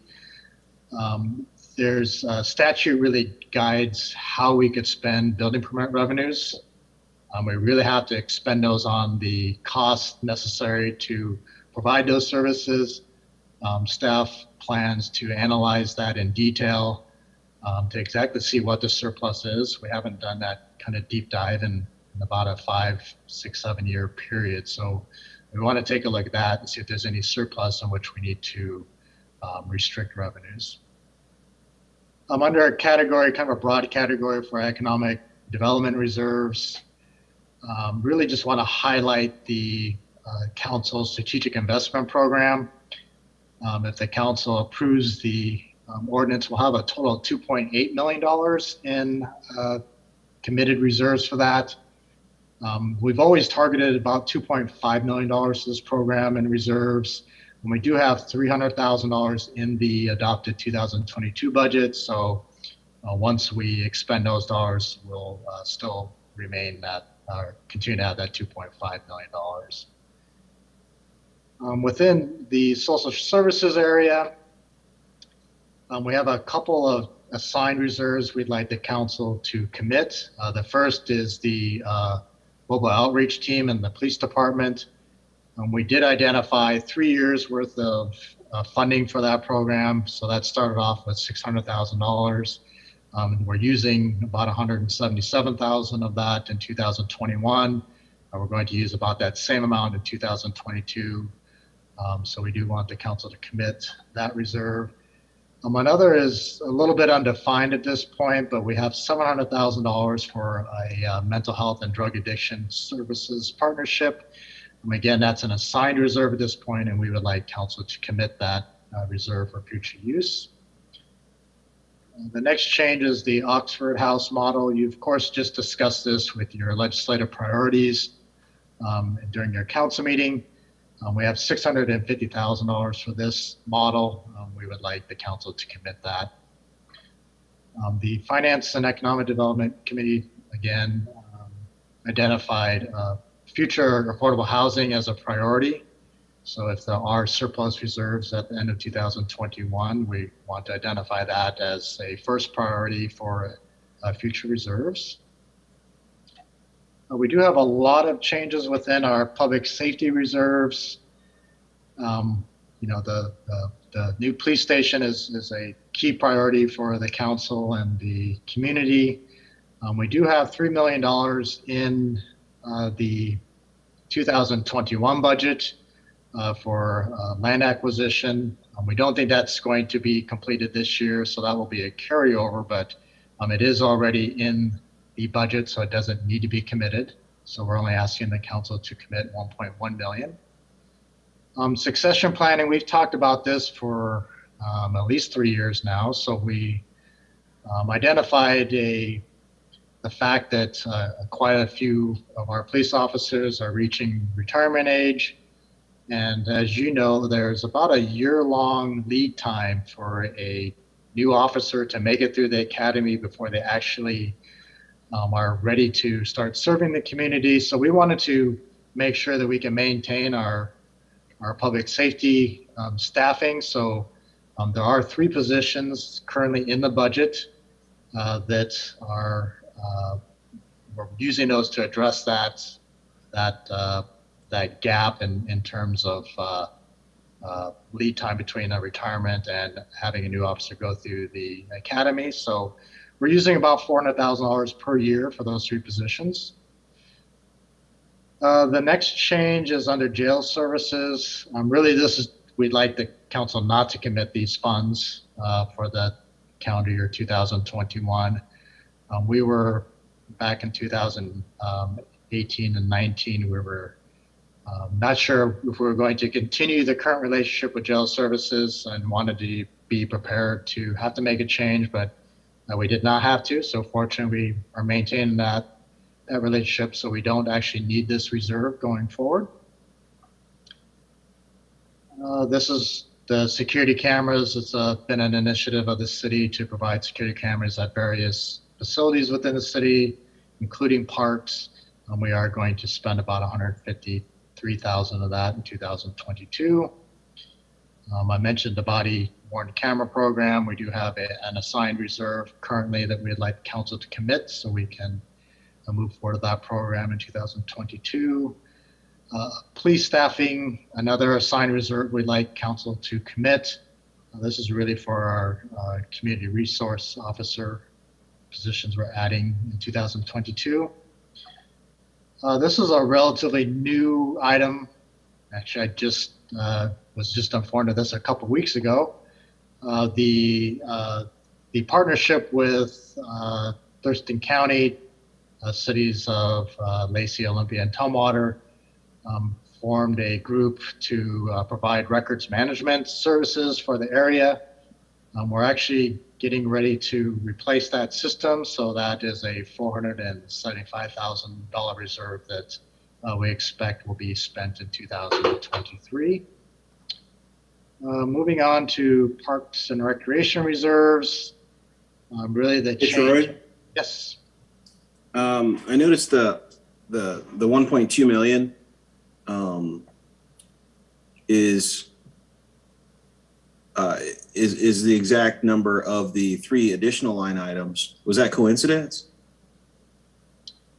No, it's not. Oh. Just wondering. Yeah, that's just a random coincidence there. Parks and Recreation reserves. We're using a little bit of our comp plan priorities for outdoor ping pong tables in 2022. We're continuing to use the 4-year reserve of $200,000 per year to help support the regional athletic complex. To remind the council, we're taking a 4-year period in terms of evaluating the long-term financial plan for the RAC and identifying more sustainable revenues for that function. But in the meantime, the general fund will continue to support that. The next item is another priority that was identified by the Finance and Economic Development Council, the Great Cuyo Park implementation of the master plan. That's been a focus of the community. So we want to make sure that we actually identify reserves that we could actually put that plan into motion. Not a lot of change in our building and facility reserves. We're using a little bit of this $1 million reserve in 2022 to make some LED lighting improvements at the library, community center, senior center, as well as some elevator repairs. Jumping down to technology reserves, $350,000 really in reaction to what we'll call the new work environments in terms of teleworking and the virtual environment because of the pandemic. So both of these reserves are really just to address potential upgrades and improvements that may need to take place as we restart and come back into the workplace. And then the final, under replacement and future reserves, we've identified $500,000 for capital equipment replacement. There isn't anything specifically identified, but certainly want to be prepared for those unexpected replacements that may present themselves. So again, $500,000 we'd like the council to commit. And the final under the current expense fund is under the energy conservation projects or carbon reduction. We're actually slated to spend the remainder of this reserve, but this is an area again that the Finance and Economic Development Committee identified as a priority in terms of replenishing reserve for future projects to help reduce our carbon footprint. Next fund we'd like to talk about is the Criminal Justice Fund. Really, the most of the changes have to do with the future police station.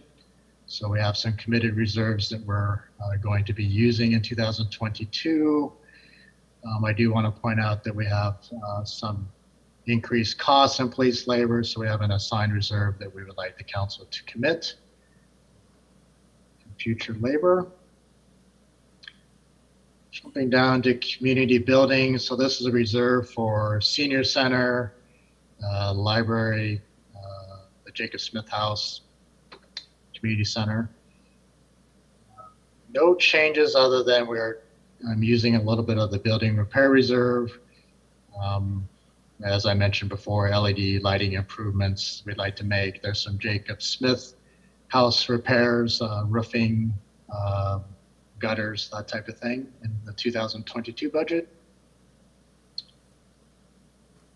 Looking at the regional athletic complex maintenance and operations budget, the only change is we've found an additional $125,000 for field replacement. So we'd like the council to increase that committed reserve to $500,000.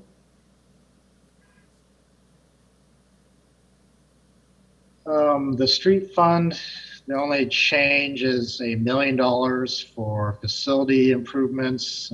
That's an assigned reserve that we would like the council to commit. Really, this is a forward-thinking discussion item in terms of some of the limitations we have at the current maintenance and operations center. As the city grows, we know that we're going to have to expand that facility, either add to that current facility, potentially move to a different facility, or maybe a satellite facility. But really, this is just to help identify that future need. Hey, I got a question, Troy. Absolutely. So that maintenance shop shed area right there, I mean, that's a pretty good piece of real estate. You think if there would be a demand for it if we could find somewhere a little, but you know what I mean? Like, I don't know if that area would, if we were to leave that area and move to an area that doesn't have as high a value because it's not right in the center of Midtown, would that be a smart move? Or we've done some initial analysis to answer that exact question. So we looked at development that's similar to development that's already in that area. So, I mean, you think about across the street there, College, that type of development. And that actually did not pencil out in terms of, the sales tax generation that may occur there in terms of moving or help paying for a different facility. One of the challenges is that type of facility is not cheap by any means. That's probably a $50, $60 million building type of improvement. And if you look at what type of revenues might be generated by a commercial development that may go at that same property, it would take years and years and years to actually pay for a new facility. Another consideration that we identified is that's actually the best location in terms of our response to the community. I mean, it's really the center of Lacey. So that's a challenge as well. I mean, if you think about the available properties that are within Lacey, we're talking about potentially Northeast Lacey. And that really, puts us in terms of response time at a difficult position. If you think about our response time to Central Lacey or maybe even South Lacey. So, maybe, we really do need a, more in-depth study. But, kind of our back of the envelope calculations, it really didn't pencil out in terms of converting the current maintenance facility into commercial type development. Okay, and then on the other side of that is when the growth becomes necessary, is there room there? That is one of the problems, and we're already facing some of that issue in terms of outgrowing that facility. I was just wondering. Thank you. Definitely, yeah. I think I'm certainly not the expert. This is more Scott Eggers' area of expertise, but potentially a satellite location in Northeast Lacey might be something to think about in terms of that expansion and response time to Northeast Lacey. So, but yeah, definitely a lot more discussion needed. We certainly have identified the problem, but certainly don't have the answers at this point. So Troy, I know I brought this up before, but at the end of each budget cycle, we conservatively budget as you point out, and so there's additional dollars at the end of every budget. Is there any way we can at least commit those reserves, make sure they become committed reserves? at the end of every budget? Because I don't know, I don't think we actually do that. We do not. And, you know, the main reason is we don't actually know what that number is. We won't actually know what the November and December sales taxes are until the first 2 months of next year. It's really a timing issue. So our annual report is based on the snapshot of December 31st. The problem is we don't know what that snapshot is today in terms of what those dollars are. I understand the timing, but we could put an ordinance in place that directs those reserves to be committed once they become available. Right? We can put some. We can come up with, say, whatever that number is, it becomes a committed reserve until the next budget. And I don't know why we wouldn't do that. I think you get the benefit of doing this process every year. So once we have the final number, and then we revisit this with the Finance and Economic Development Committee, and then come back to council and commit those. So you have the ability to see where those dollars are going to go, and then make sure that you're either happy with what they've been initially assigned or then committed. So I mean, we kind of have that. It's just a delayed process. I understand that, but there should be some mechanism to allow those dollars to immediately be accounted for within being committed until we figure out what we do with it next. And there really isn't a mechanism right now that does that. No, there isn't. I would, rather than doing as you suggest, I would recommend doing this same process after we actually know what that number is. I'd hate to be in a position where we've committed funds that don't materialize. No, I absolutely agree. So it really does come down to a timing issue for me too. So it does make more sense for us to commit reserves once we actually know what the fund balances are at in each of these funds. It makes more sense to do it then than to do it now, because then we won't, you know, so we're committing these reserves. There's going to be additional reserves that we don't know yet. So let's wait till we know what those reserves are before we commit them. Yeah. So there's the other complication is the budget. So we often don't identify the use of committed reserves until we start our budget process, which, you know, we don't start having that conversation with the council and the public process until the September, October timeframe. So I mean, really to accomplish, I totally understand what you're saying. And believe me, I want the reserves committed. It is the council's direction. It gives us a better sense of, you know, what the council's vision and priorities are. So it is critical that the council, you know, identify those committed reserves. But, you know, again, the problem is a timing issue with year end and knowing what those exact amounts are, as well as some of the discussion and the changing priorities that happen throughout the budget process. So I think it would be better suited if you're truly want to commit once we know what those year-end balances are, that we do it twice a year versus just this once a year. Well, I wouldn't mind doing it once a year, but it seems like we're doing it at the wrong time.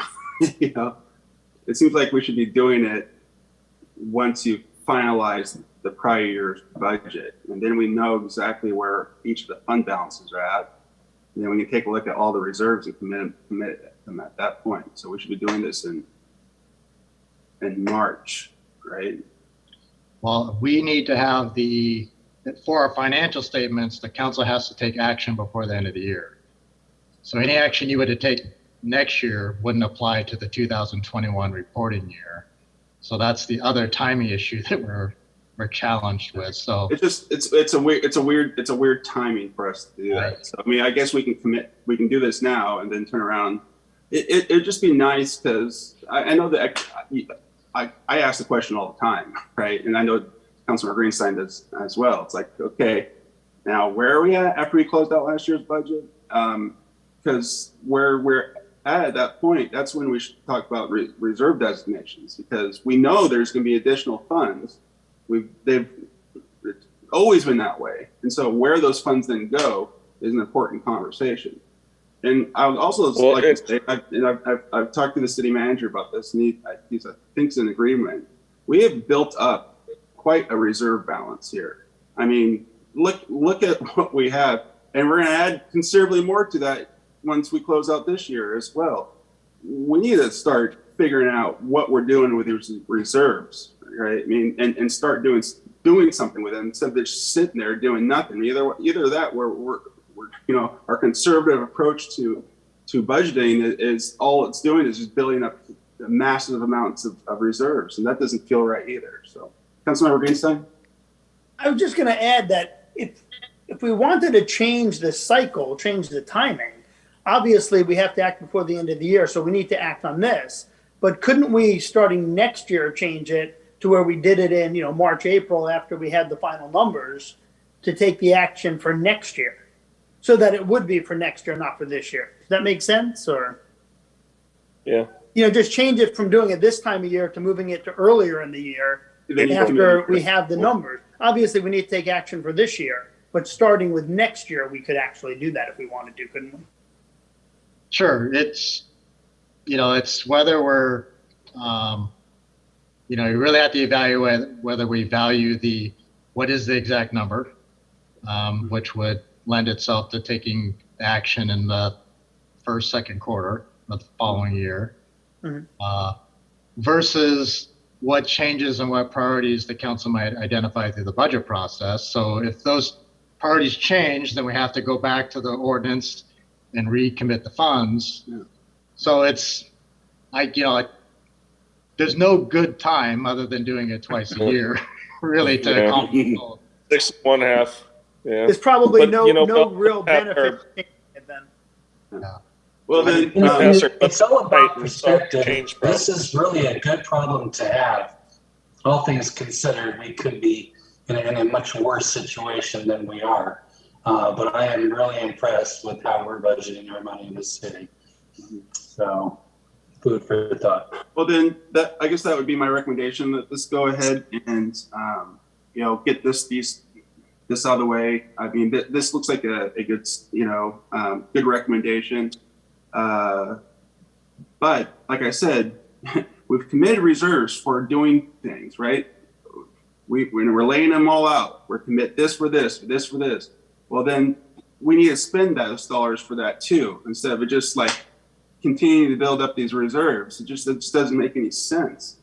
So I hope we can actually move from the years and years and years of we've done the saving, we've done an awesome job, but then start using these funds where we've committed them for. It's like our economic development fund. We started that years ago, and it sat and sat and sat, and luckily we had those dollars to use for the grant program. But otherwise, it's just been sitting. A sitting reserve that's meant for an action item is not, doesn't feel good for me. So I'm just putting that out there to the city manager and to yourself.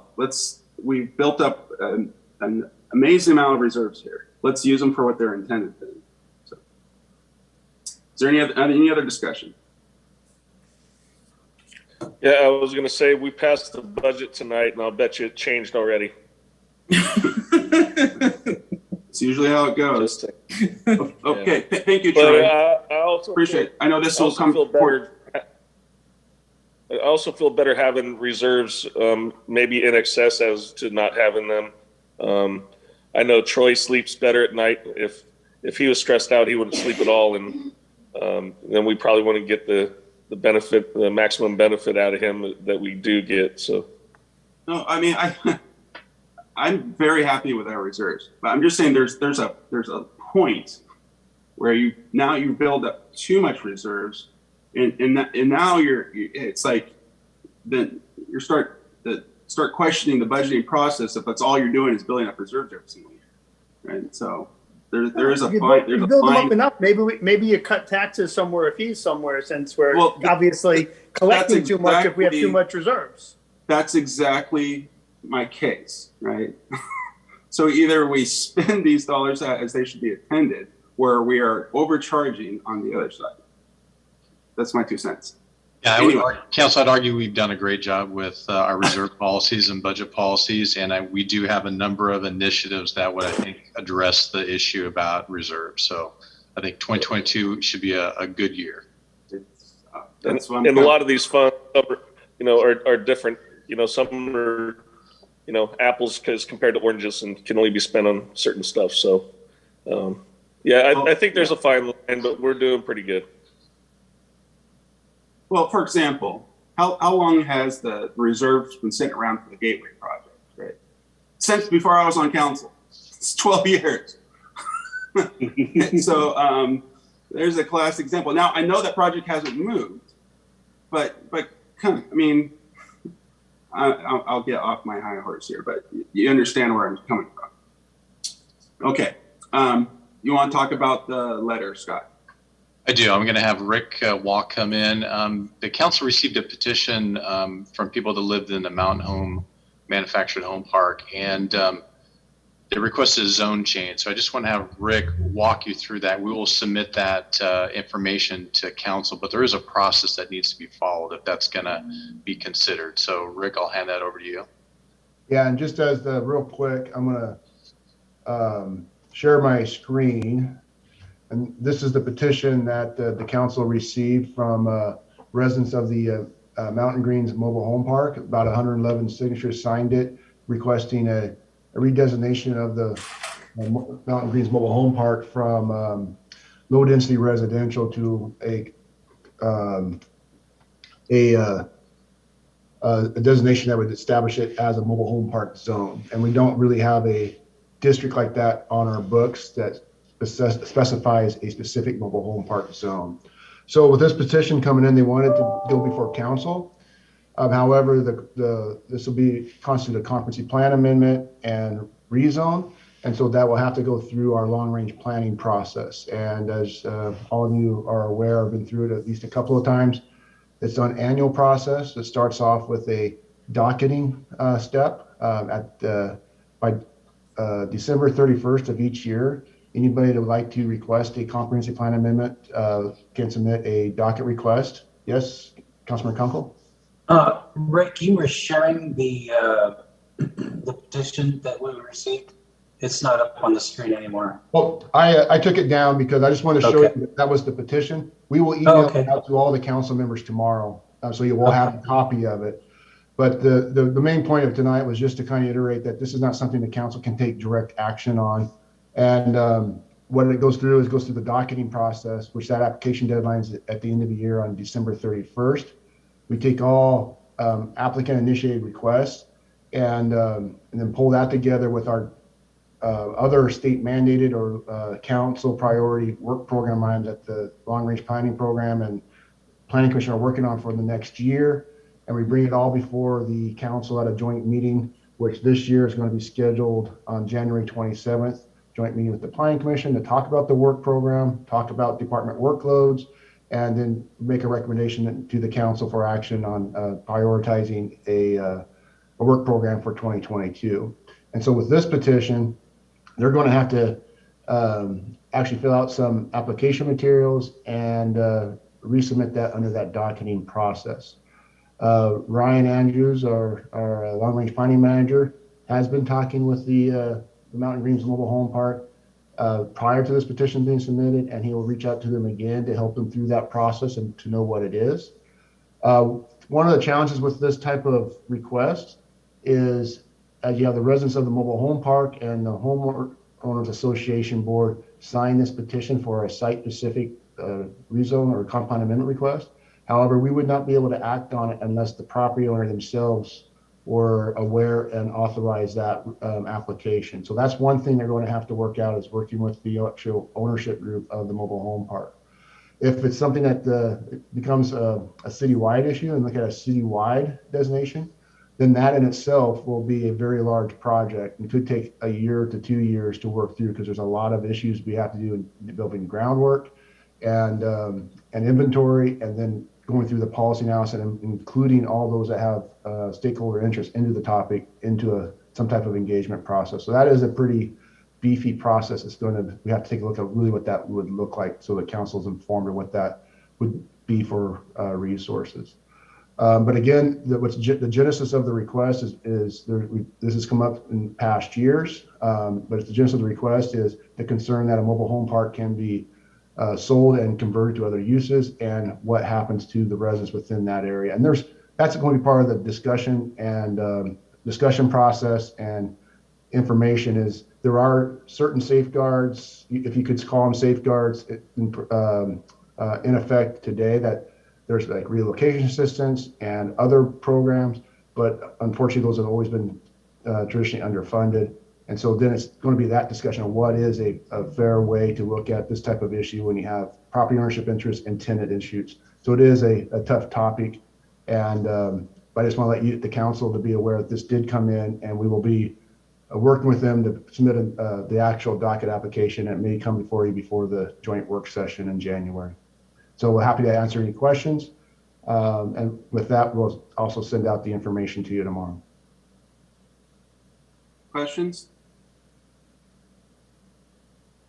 Councilor Greenstein? Just one, I mean, I would assume, Rick, that you're going to notify them that it's not that the process, right? That this is not something that council can act on, that it has to go through this process. Correct. And we'll be reaching out to the point of contact. And we've already had conversations previously with them about a site specific and having the ownership as part of that application. And of course, as you may well be aware, they weren't sure that the ownership would be supportive. So there's that dynamic in and of itself. So that is a piece that you have to look at it, whether it's a site specific or a citywide effort, and then it grows in scale of complexity. Thank you. Well, yeah, I mean, this is a big decision for the planning commission, right? I mean, by changing a designation to completely limit any other use on a piece of property is a big deal. Now, on the same hand, we just had a discussion earlier, and we received an award saying Lacey's trying to find ways to have more affordable housing, and manufactured homes has traditionally been one of those avenues that people have used to have more affordable housing. So, it's, I guess this is why you have a planning commission to take a look at all these things and go forward and make their recommendations to council. And so they're gonna have to think hard about all of those factors for sure. Deputy Mayor?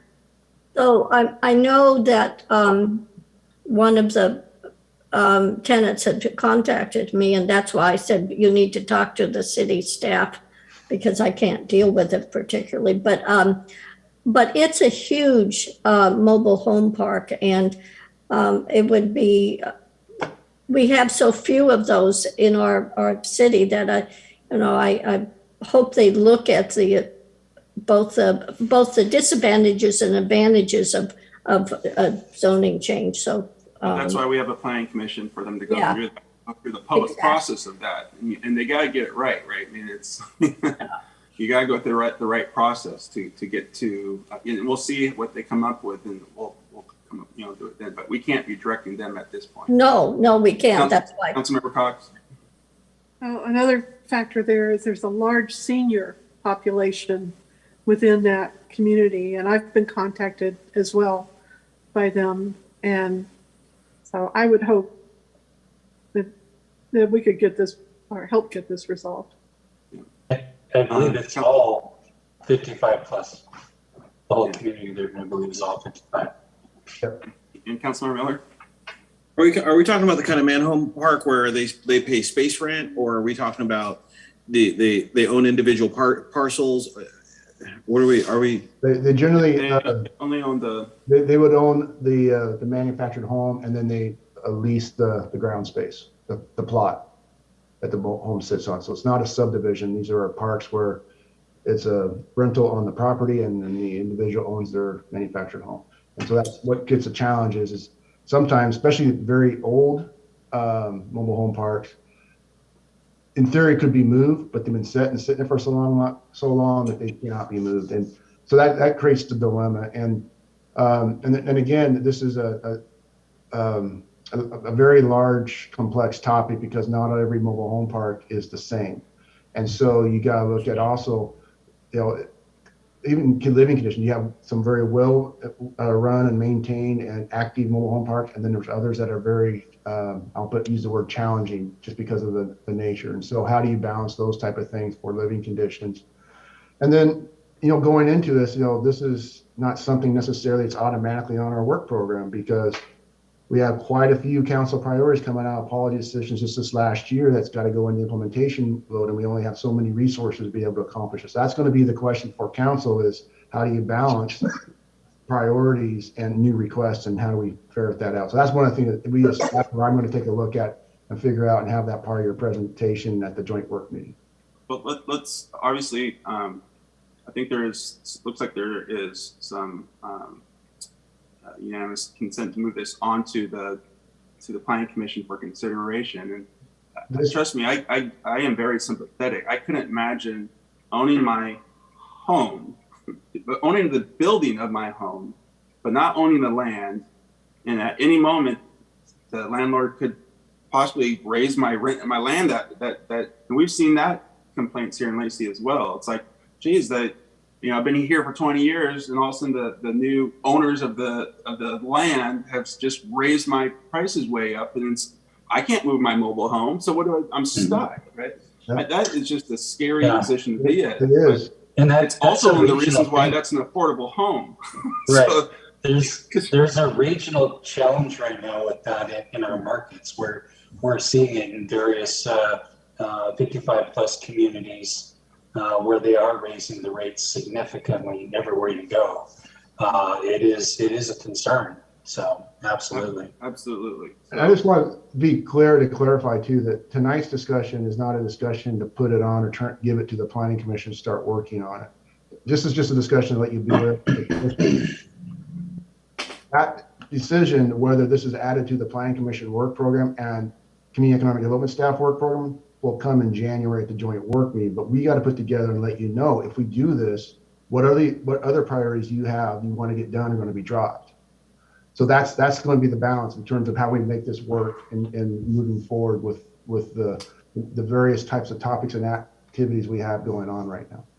Well, I appreciate that. That's a good reminder too. You're right. We need to wait till we get to that joint meeting with the Planning Commission to decide if we're going to add this to the work plan, because it's not currently on the work plan, and we can't just throw it on here mid discussion in a work session at the end of the year. So we're going to have to discuss it with the Planning Commission and see what we can do. So we want to try to get all the best information you can so you are well informed in what the direction you want to go.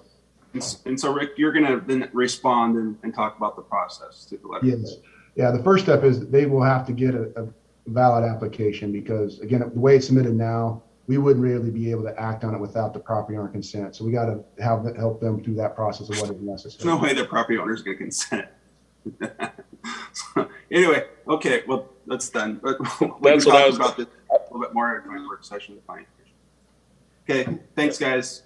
We've reached the end of our amended agenda. I'm going to call this work session adjourned.